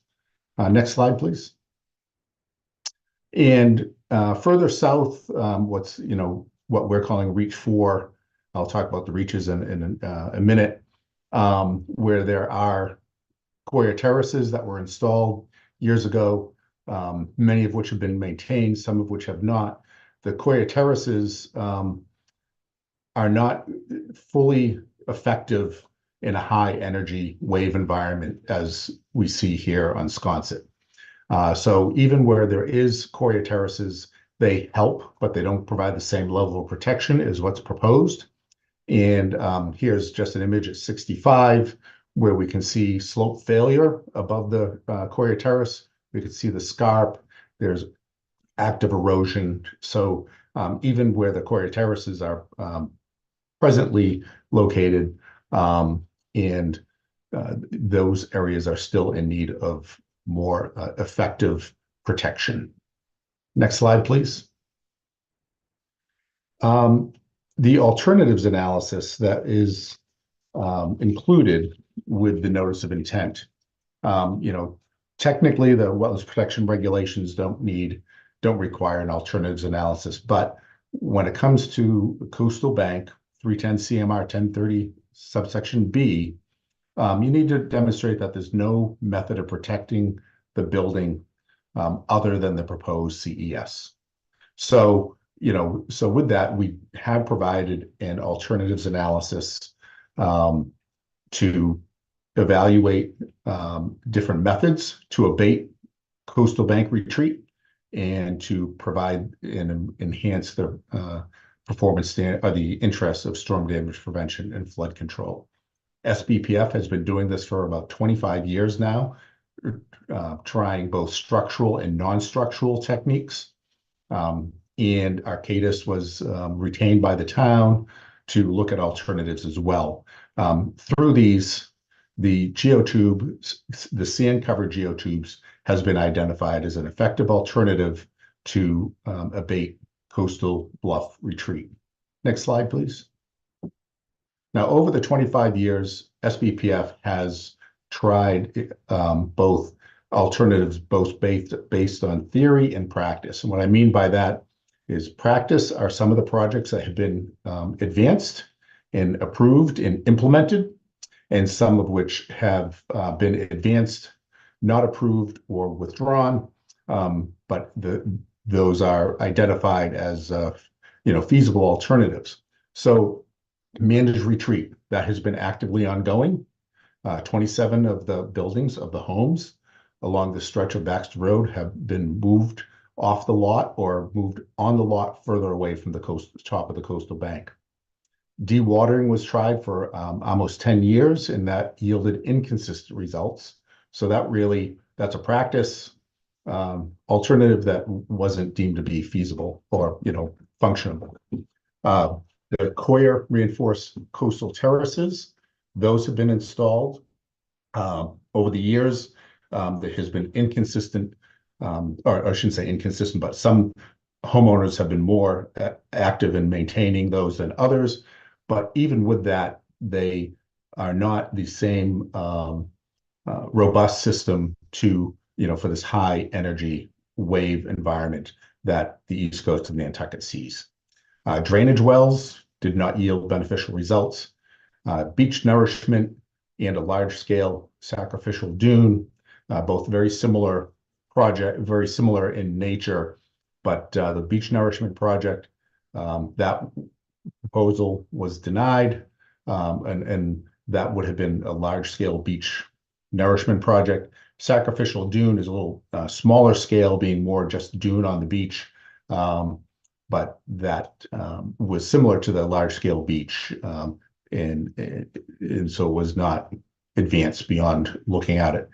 Marine mattresses and gabions, that, as Stephen mentioned, that was proposed early on, that was denied, and through that process, then it was looked at revetments, and that was, Stephen talked about that, and that led to the compromise of the sand-covered geotube. And we have 9-10 years of data that this approximately 950-foot pilot project protects the coastal bank, the coastal bluff, from retreat, and it is not leading to adverse effects on the adjacent beaches. Next slide, please. And these are just some images just to familiarize some of the commission members who may be new from these past projects. The upper right is just an image of one of the homes that was being moved further landward from the top of the coastal bank. The upper left was just an image showing the extent of the large beach nourishment project. The lower left is the dewatering wells that were installed in place that really didn't didn't prove to be effective.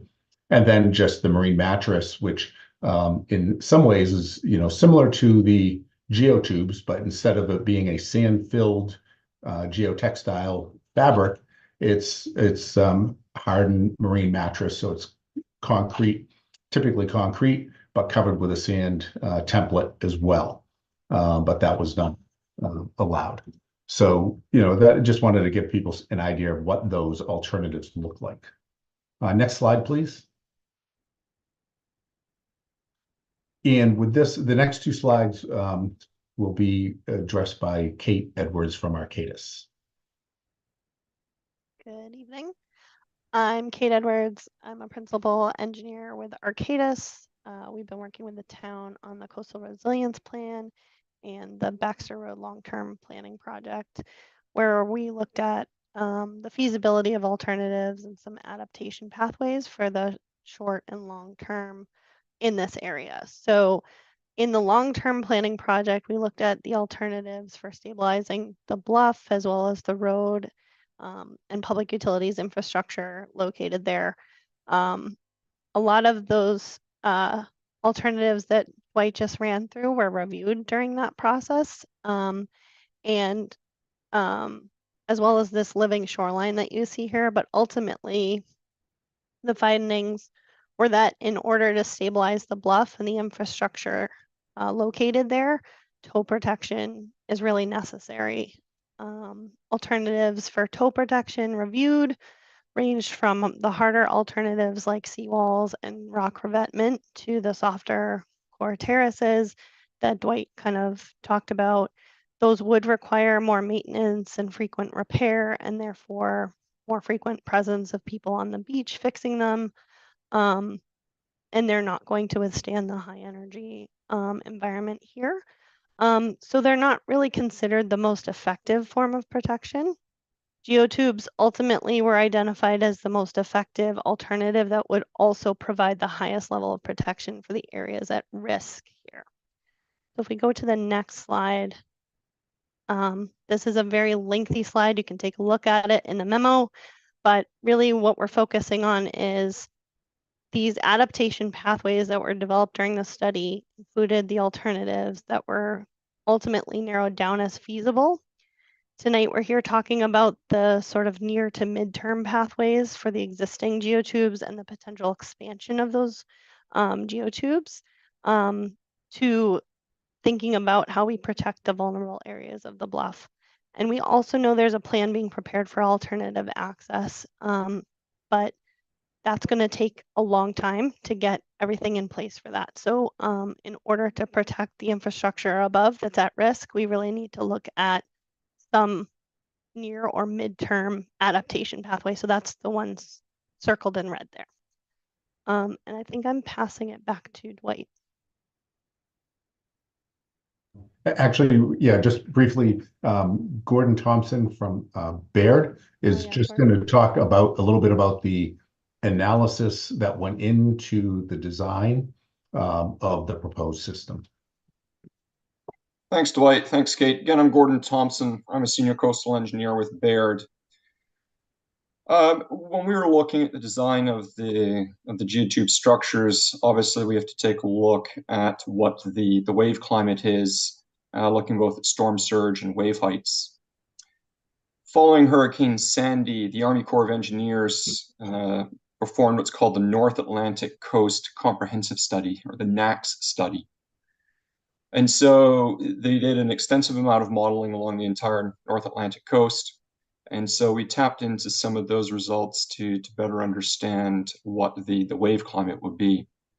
What you're seeing on the screen right now is a storm track that produces the highest waves along the Nantucket shoreline. Next slide, please.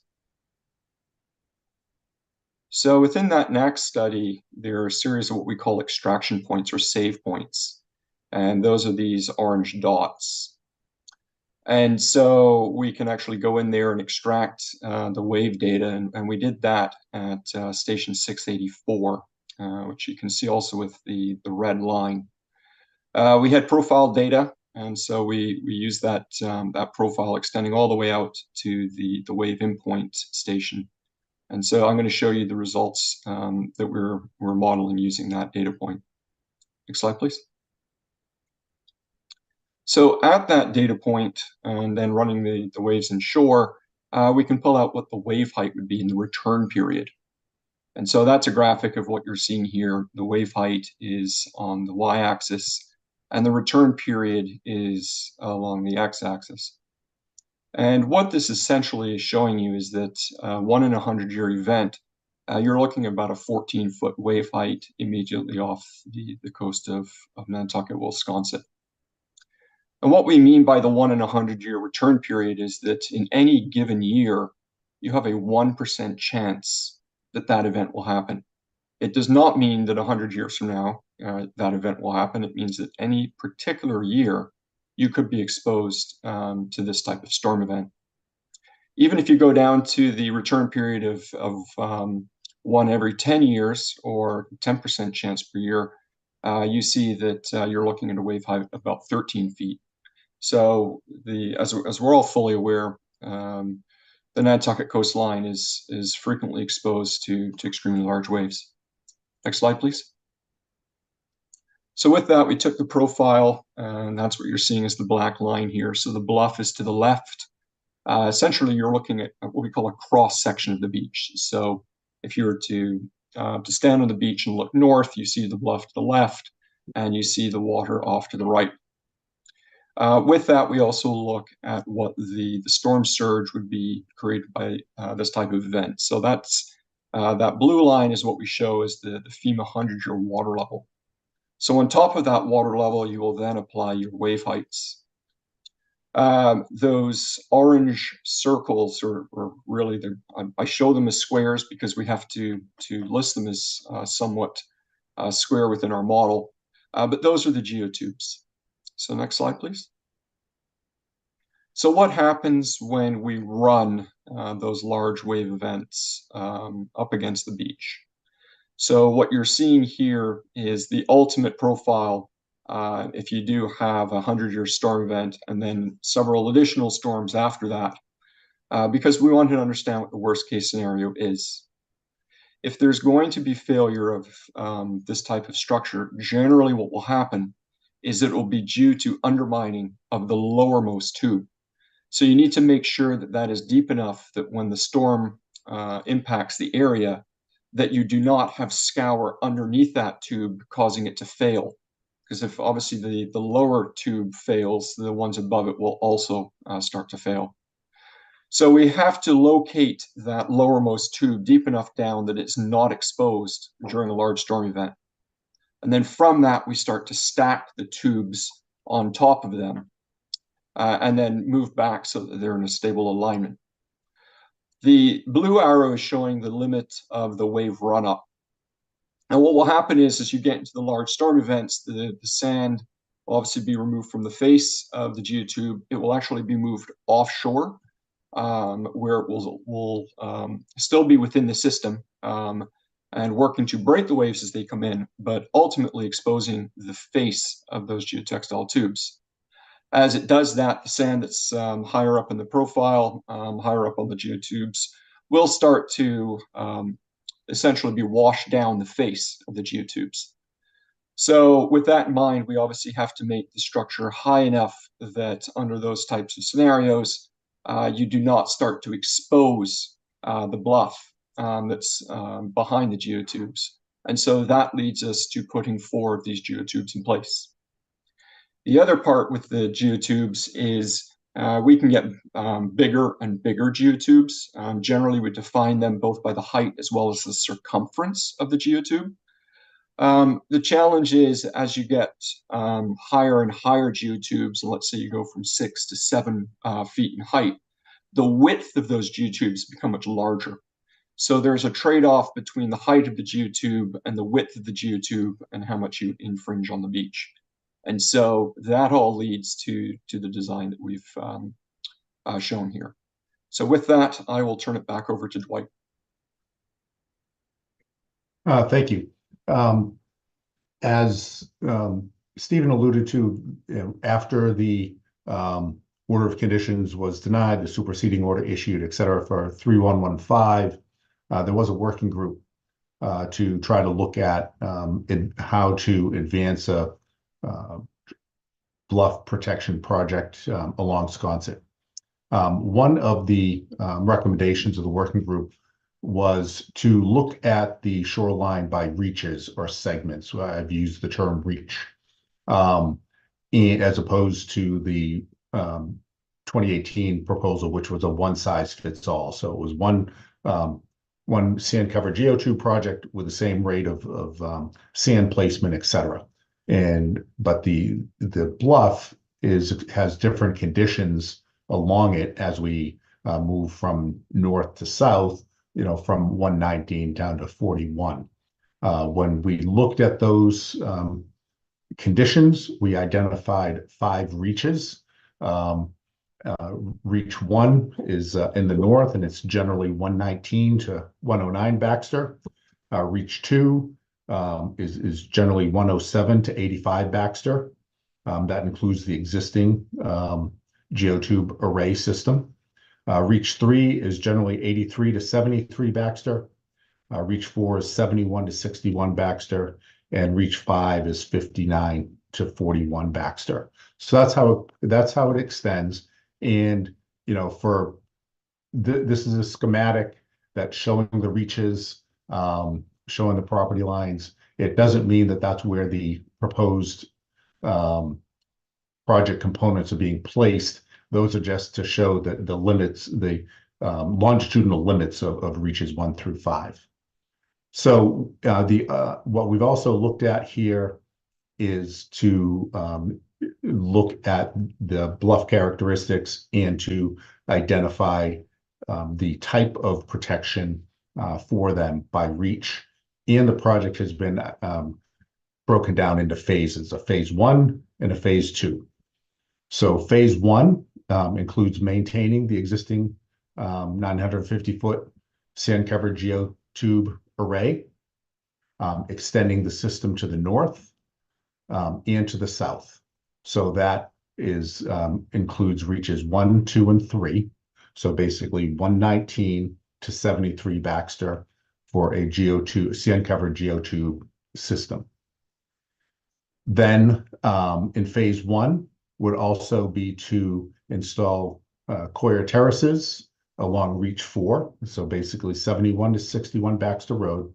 And those are really to be an interim measure until phase 2 moves forward. The benefit, we understand that the reach 4 currently meets the proposed triggers to support a geotube as opposed to coir terraces, with the failure of the slope failure, the active erosion on the bluff, et cetera. But we also are cognizant about the sand, the amount of sand to maintain this project. So phase 2 would advance when a sustainable, long-term sustainable sand source is identified for the project. So phase 1, sand-covered geotubes and coir terraces down to reach 4. At phase 2, when the sustainable sand source is identified, would be to replace those coir terraces with geotubes. In that way, because that is currently, needs to be protected by the sand-covered geotubes. But so we replace the coir terraces with the geotubes, and then we propose dune nourishment along reach 5, which is basically placing sand to be a sacrificial dune in front of the existing dune to bolster that. And that's more of a living shoreline approach, but there is still a narrow fronting dune along that area. So just trying to augment that to allow it to last as long as possible. Next slide, please. And so these are the design plans. For phase 1, reaches 1, 2, and 3. The red in the middle, that's the existing geotube system. And the blue to the north and to the south, right is to the north, left is to the south, is the proposed sand-covered geotubes for this project under phase 1. Next slide, please. Now phases 1 and 2, we see here that we have the to the far right, we still have there's some overlap here. So we have the sand covered geotubes in blue. In the center is where the choir terraces would be installed during phase 1. That would transition to sand covered geotubes in phase 2, and then to the left, south is that yellow area, which is the proposed sacrificial dune. So that's the project that's being proposed in this notice of intent. Different methods with different compensatory sand volumes by reach, and then the transition from choir to geotube in addition of the sacrificial dune. Next slide, please.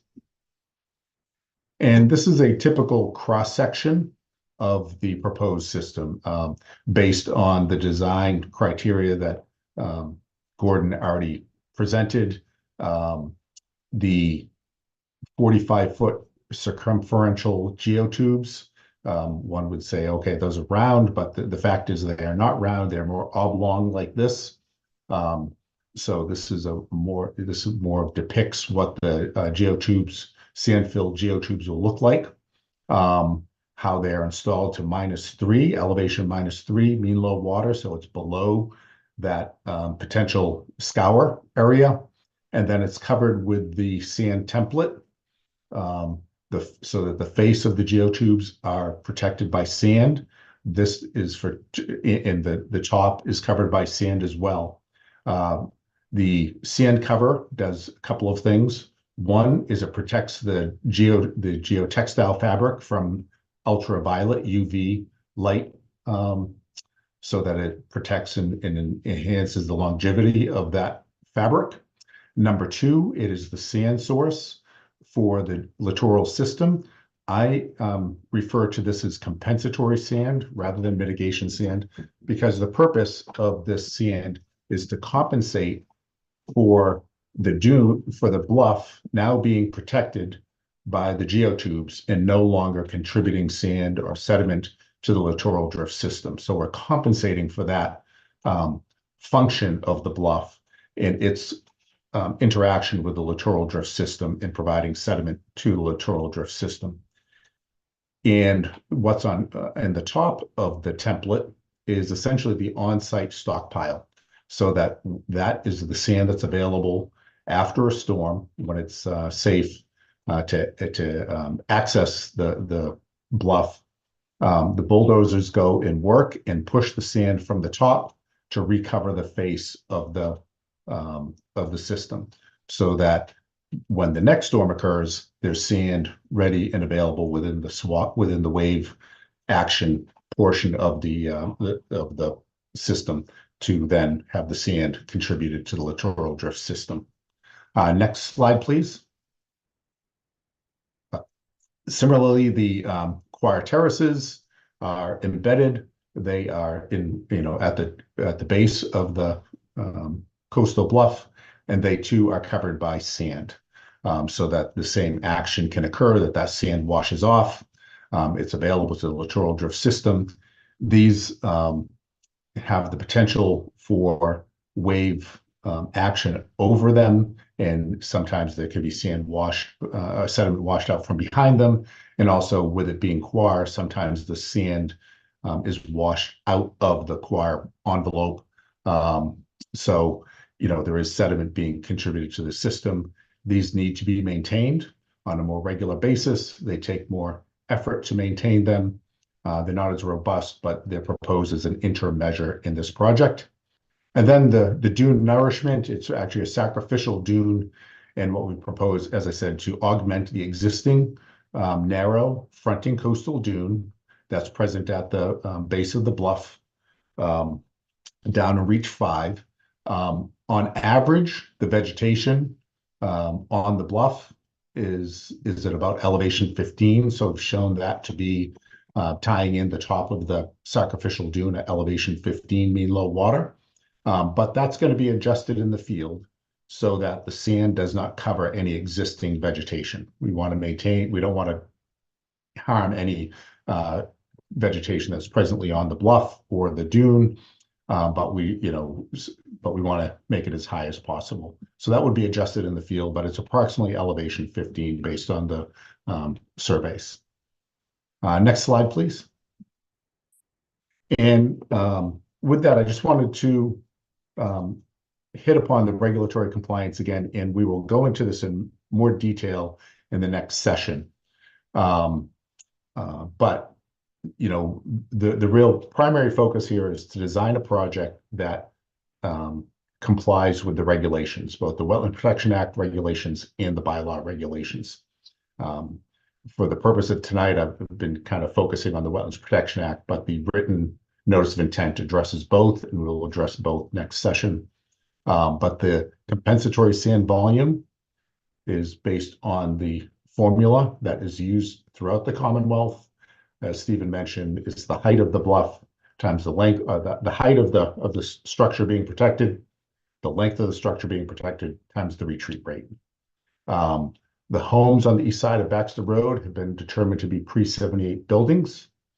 We have 9 years of monitoring that shows that the pilot project has not adversely affected the downdrift beaches. We do acknowledge that during storm events with the returns, that's where the highest wave energy action happens. And so at the northern end and southern end of the existing returns, oftentimes more sand is needed off the top of the template to restore that and replace that. But in terms of the downdrift beaches, we're not having an adverse effect on that, and we'll go through that in detail next time.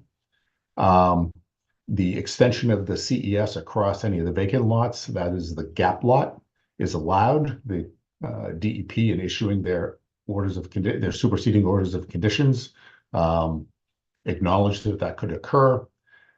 We've proposed an adaptive sand management plan for this project. The rate, as described in the notice of intent, is based on the retreat rate of the different reaches of the reaches rather than a one-size-fits-all. The adaptive sand management, Jim Mahaler at DEP referred to it as refilling the tank. So the intent here is to make sure in the fall before the winter storm season that the template has been filled, using the template, the top of the template to recover the tubes, because they're designed to lose that sand and contribute it to the littoral drift system. So they need to be recovered after an erosion event. We monitor that. We document how much was lost during that storm season in the following spring, and then replace that or refill the tank for the next storm season, rather than the same rate every year. And the superseding order of conditions allowed for a transition to the adaptive sand management program. The monitoring that's described in the notice of intent that we'll review in more detail at the next session is robust, and then it scales back consistent with the DEP monitoring programs for beach nourishment projects. And that was allowed by the DEP for the superseding order of conditions. So we think that it's appropriate to have a somewhat reduced monitoring plan that still provides enough data to understand the effect of the proposed project on the fronting beach and the adjacent resource areas. Next slide, please. And for this closing, I just want to return it to Stephen, who's kind of the master of ceremonies for the team tonight. And so we can just wrap this up and then be available for questions.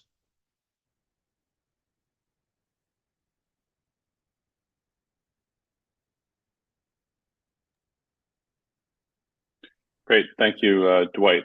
So I know everybody's favorite way to end everything is with some good regulatory legal language.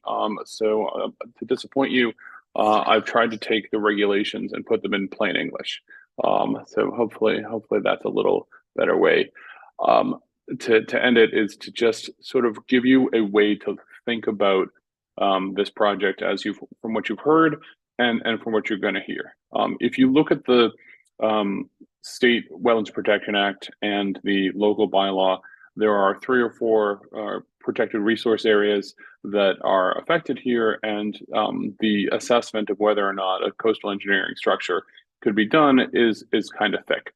So I've tried to reduce those to some plain English questions that you can ask yourself, and I'll email these to Jeff so he can share them with you if you want to have them. But the first question that you should think about now that you've heard the introduction and as we go forward is essentially, does the project have pre-1978 structures? Because that's a prerequisite for qualifying under the state and local bylaw for pre-existing status.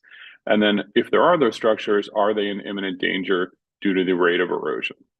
So the second question is, if there are areas where there are not pre-78 structures, or if those structures were substantially altered since 2010, is that area protected as gap lots? So the commission, I think, should look at each of these areas and think, is it legally protected, or is it legally protectable as a gap lot, or by its status? And then the question is this coastal engineering structure that's proposed going to help the bank do its job to prevent storm damage to pre-78 structures? And then also, will it help protect the ability of the land to absorb and contain floodwaters and to buffer inland areas from flood and wave damage? So it's important to keep in mind the purpose of the bylaw and the state and local bylaw, state law and local bylaw both provide that the purpose of the coastal engineering structure is to help the bank prevent storm damage to the structures and to prevent flood damage.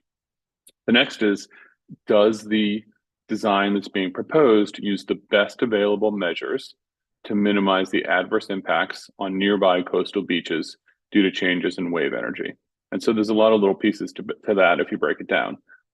Best available measures is not, something crazy, but it should be what's the best, sort of the highest and best available.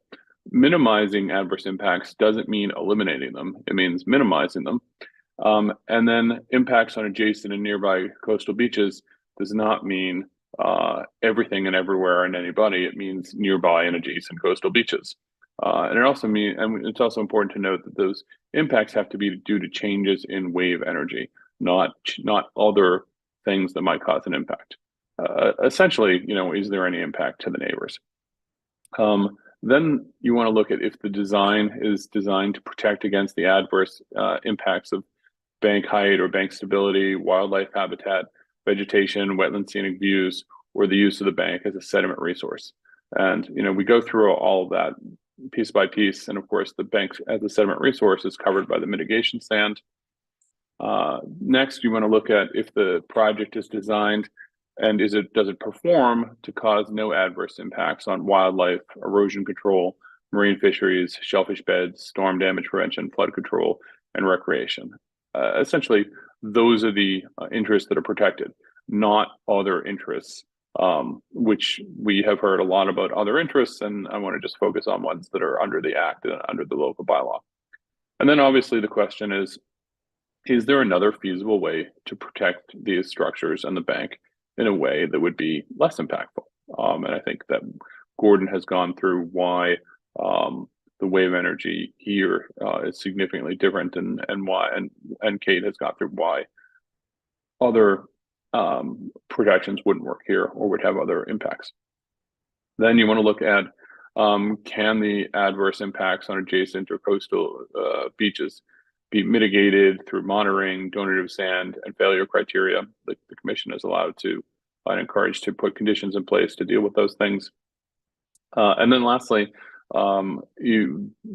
is the sand that's being used for either beach or dune nourishment of compatible grain size? And we have a process in place for ensuring that that's been used. So, I think that what we would like to do is ask for a continuation of this hearing and do our session 2 presentation whenever the commission would like to schedule that. And I would request a continuation to that with the idea that when we get through the full presentation, that we would then also hopefully be in the position to address some of the legal and regulatory questions that are being handled, submitted, through council, and then also open up to questions from the commission and the public to make sure that everything is covered completely. Thank you. Thank you, Stephen. Can we reduce the screen share, please? Thank you. So as chair, I'm going to deny that request at this point. I feel that having listened to your presentation, that commissioners should have the right to ask questions at this juncture, as should members of the public weigh in without hopefully going on till midnight. So on that basis, I'm going to recognize commissioner questions. So, and Linda, you had your hand up first, then Joe. I particularly appreciated Steve's addressing the history, because I wasn't on when all this started. And I found this presentation very interesting. Is there any way, I'm going to save all my questions for the next session, but is there any way I can get a copy of the presentation by Dwight? I think we all Hard would like copy? to see a copy. So thank you for asking, Linda. So Stephen, Yes, we'll get that and get that distributed, Ian. And okay, we'll make great. that publicly available too. Excellent, Great, because it was a great thing to look at. excellent, Linda. Joe? You're muted, Joe. I too think it was a very good presentation, a lot of information, a lot to take in. But as I looked at part one and part two, one of the things I don't see in there is somebody going to cover what the financial impact is to all the parties involved? I don't think that's really our purview, Joe. Curious as we might all be, but we're being the accountants and the watchdogs on this isn't part of our brief, I'm afraid. So at this point, any further questions from commissioners? Seth. Thank you, Mr. Chair. And I don't know if I necessarily agree with you, because it seems like things that might be presented at session 2 will be repetitive to my questions, but I guess we're And here. you can reserve them until session 2. Well, I don't want to I don't want to miss the opportunity. So just very quickly, I appreciate the presentation. I think it was very robust. And I think a lot of the presentation revolved around compliance with the Wetlands Protection Act and the state regulations, but very little actually was directed at the Nantucket wetlands bylaw or regulations. And I would just like to say some of the assertions that were made may be true only under the State Wetlands Protection Act and may not be true under the Nantucket local regulations. The fact that there are, superseding order of conditions from DEP doesn't actually say anything about compliance with Nantucket local regulations, especially because these superseding order of conditions, many of them are actually still undergoing appeals. So the fact that there was this whole discussion of there's this whole discussion of the facts that some issues were basically in the past and didn't require review, like the issues of gap loss, the issues of whether the geotextile tube is an appropriate alternative at this site, the issue of pre-78 compliance, the issue of substantially removed. I think those absolutely are germane to this application and shouldn't be glossed over as we don't have to deal with that because it's already been dealt with in the past. So I will, reserve any substantive comments on that until we have the hearing, but I'd just like to make a note that those things need to be brought up for a robust, expansive hearing here. Thank you. Thank you, Seth. And Mr. Chairman, I share could- your I guess your reservations, as I have 3 pages of notes that I'm going to go over to be able to address some of the assertions that I don't agree with going forward at a suitable time. So, Mark? Mr. Chairman, just a very brief, that question that Seth raised is actually addressed in 12 pages of the NOI. So it's not, we kept it brief in this presentation, but I didn't want the commission to feel like it was something that was glossed over. But it's definitely something that could be addressed in the next presentation in more depth. But I didn't want to leave the impression that it wasn't addressed in depth in the NOI. Thank you. Okay.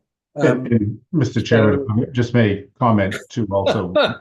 All right. Well, one of Commissioner. Please make it very brief, Dwight, I will. because this is not question and answers or rebuttals at this point. It's strictly for commissioners to make observations. If you're asked a direct question by a commissioner, so be it. Okay, thank you. We'll just make sure we address his comments in the next session. Absolutely. Thank you very much. Mark. Thank you, Ian. I think I'll reserve my question regarding what's on everyone's mind. I think is sand volume and sand sources. Am I correct in having that be postponed until the next session? Sure. Stephen or Dwight?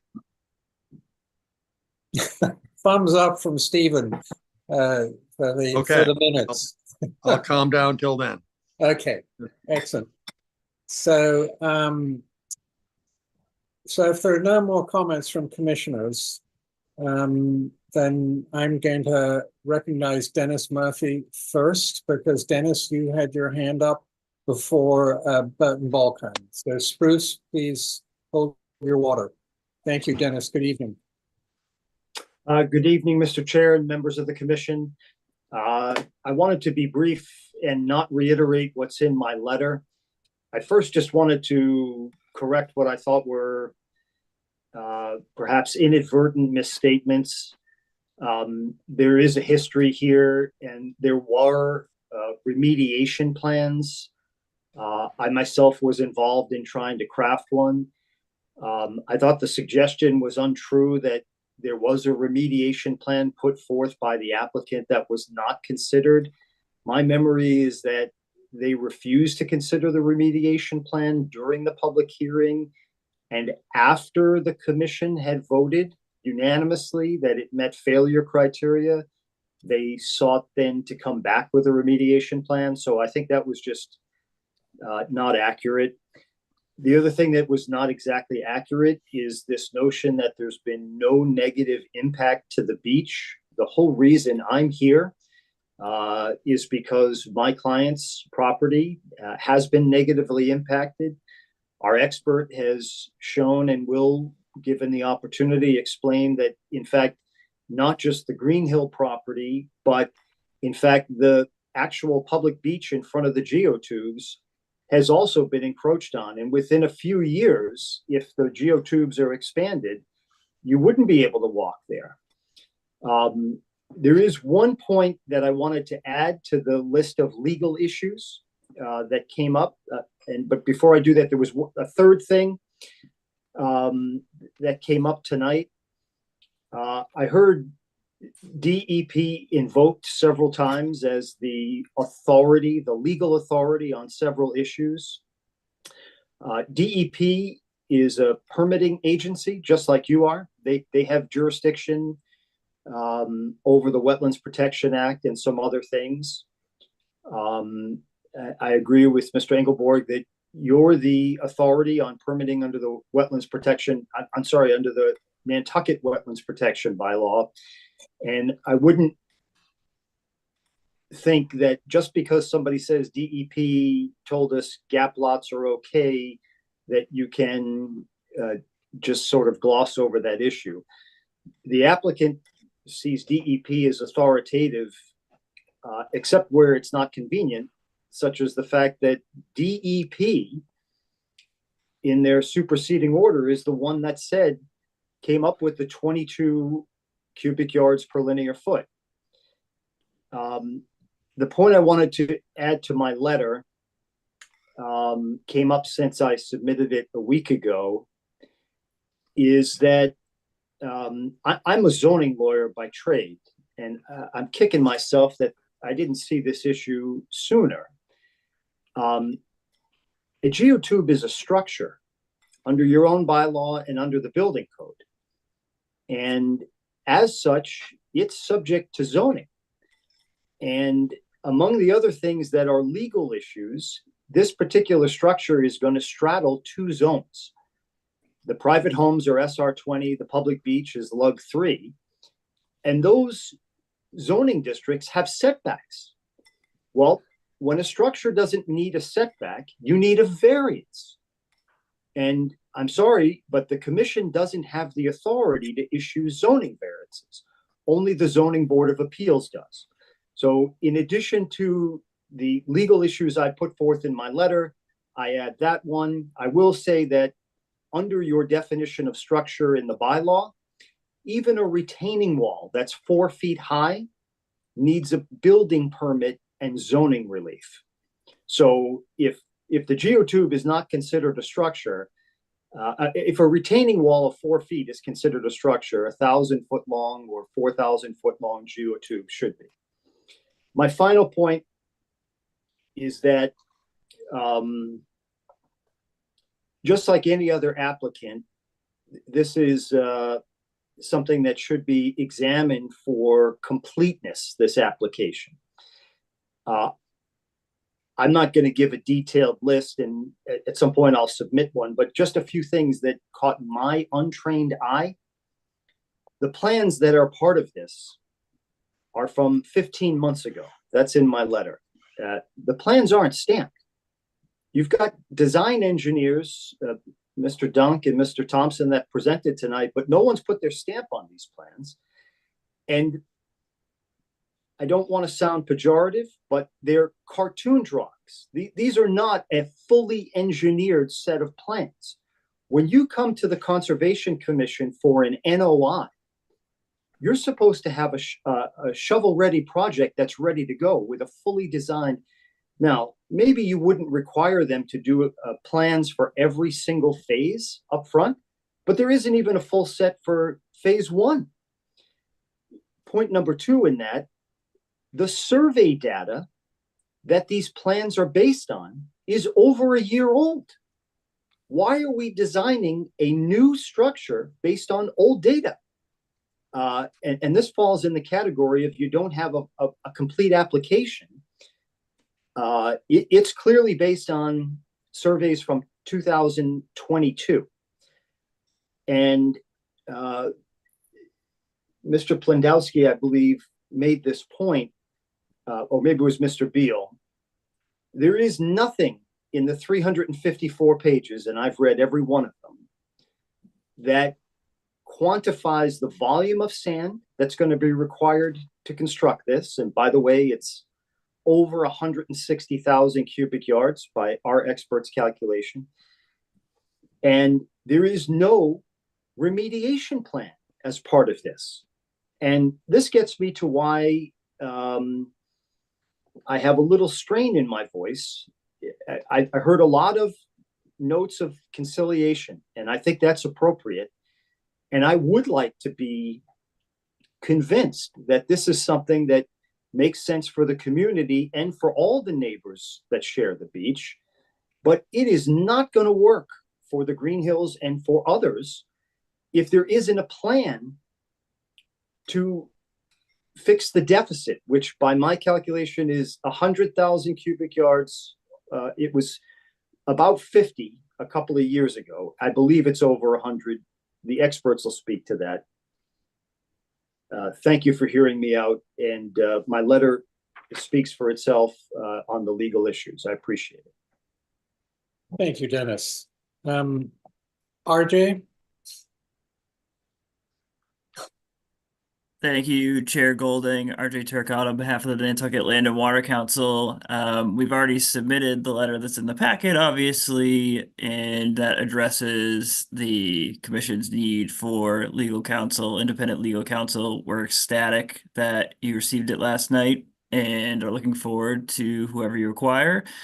We will be submitting for the next meeting, whenever it's scheduled, the technical issues that we and our consultant, Applied Coastal Engineering, have found with the project. There are many things missing from it, including the last year's data collection on whether the coastal bank and bluff have changed.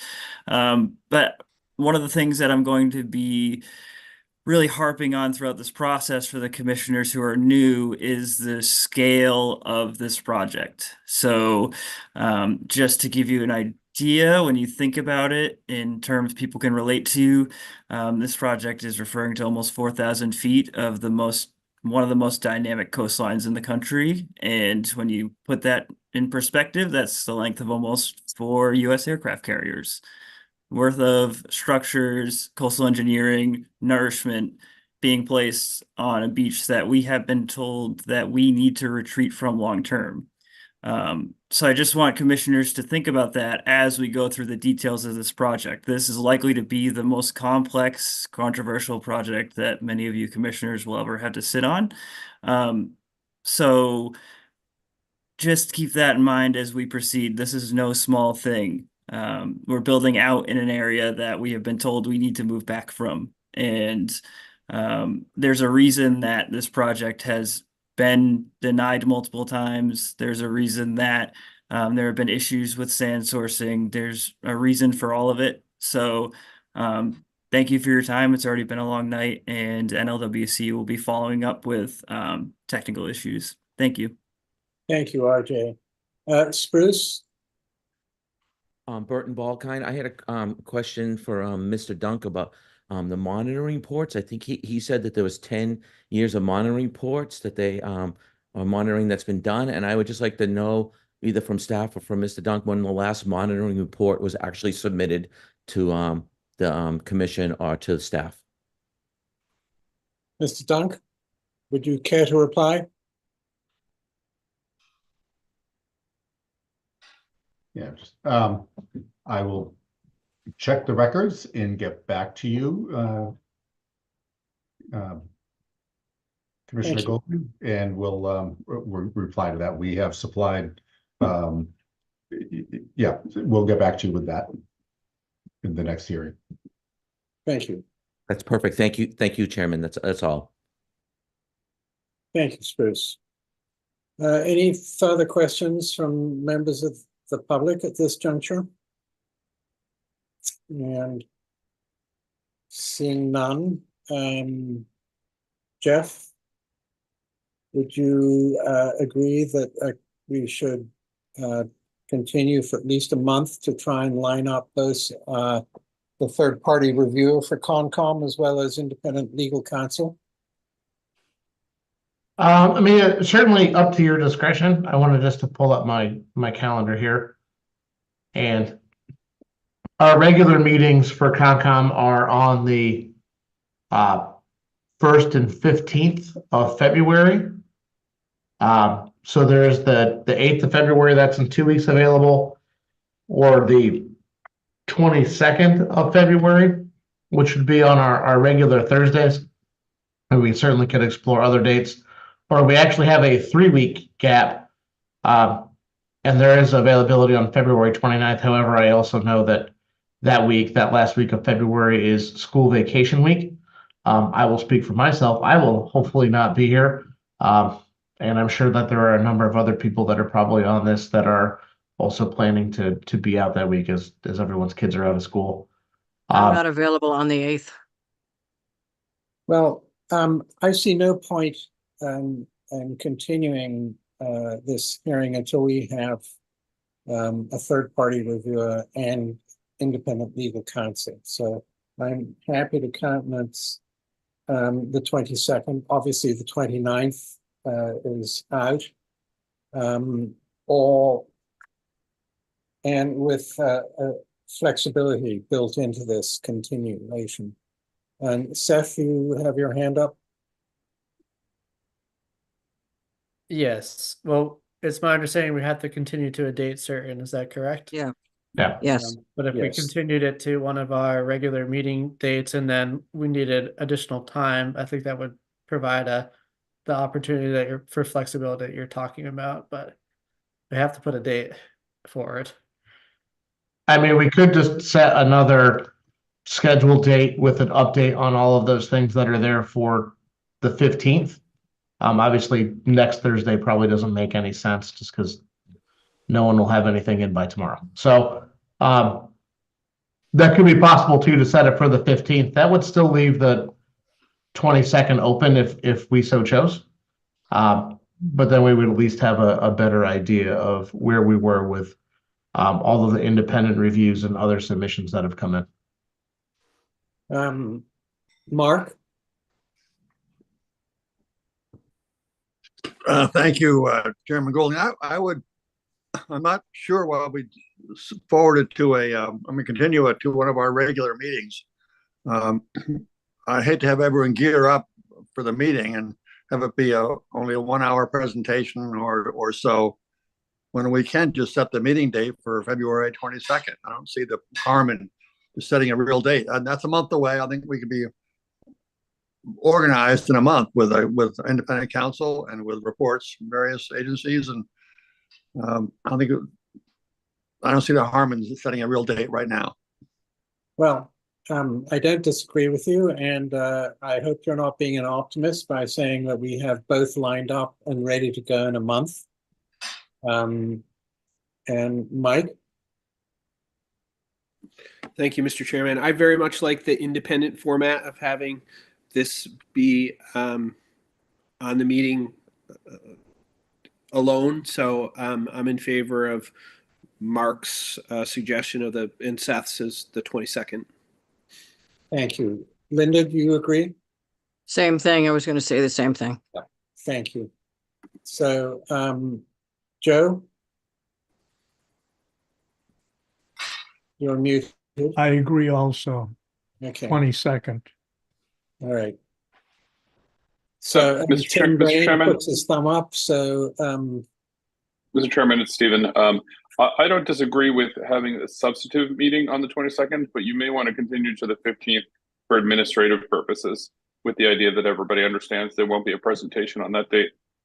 oh, that's great. Thank you, Steve, for suggesting that. So let's go forward with that, because then that meets everybody's concerns. So, Jeff, duly noted. Yeah, so I'll just to clarify, we're continuing to the 15th with session 2, as it was labeled in the presentation, not taking place on that date, with it roughly being scheduled for the 22nd, pending the receipt of information and updates on our independent reviews from multiple sources on the 15th. Great. Thank you, Mark. Do I need to make a motion? Does someone need to make a motion? Yeah, I think it would be nice to just make a motion to continue to the 15th. Also move. Thank you, Mark. Second. Everybody Seconded seconds. by Mike Mazzarelli. He beat you to it, Linda. So by roll call vote, Mark Beal, Aye. Tim Brain, Aye. Seth Engelborg, Aye. Mike Mazzarelli, Aye.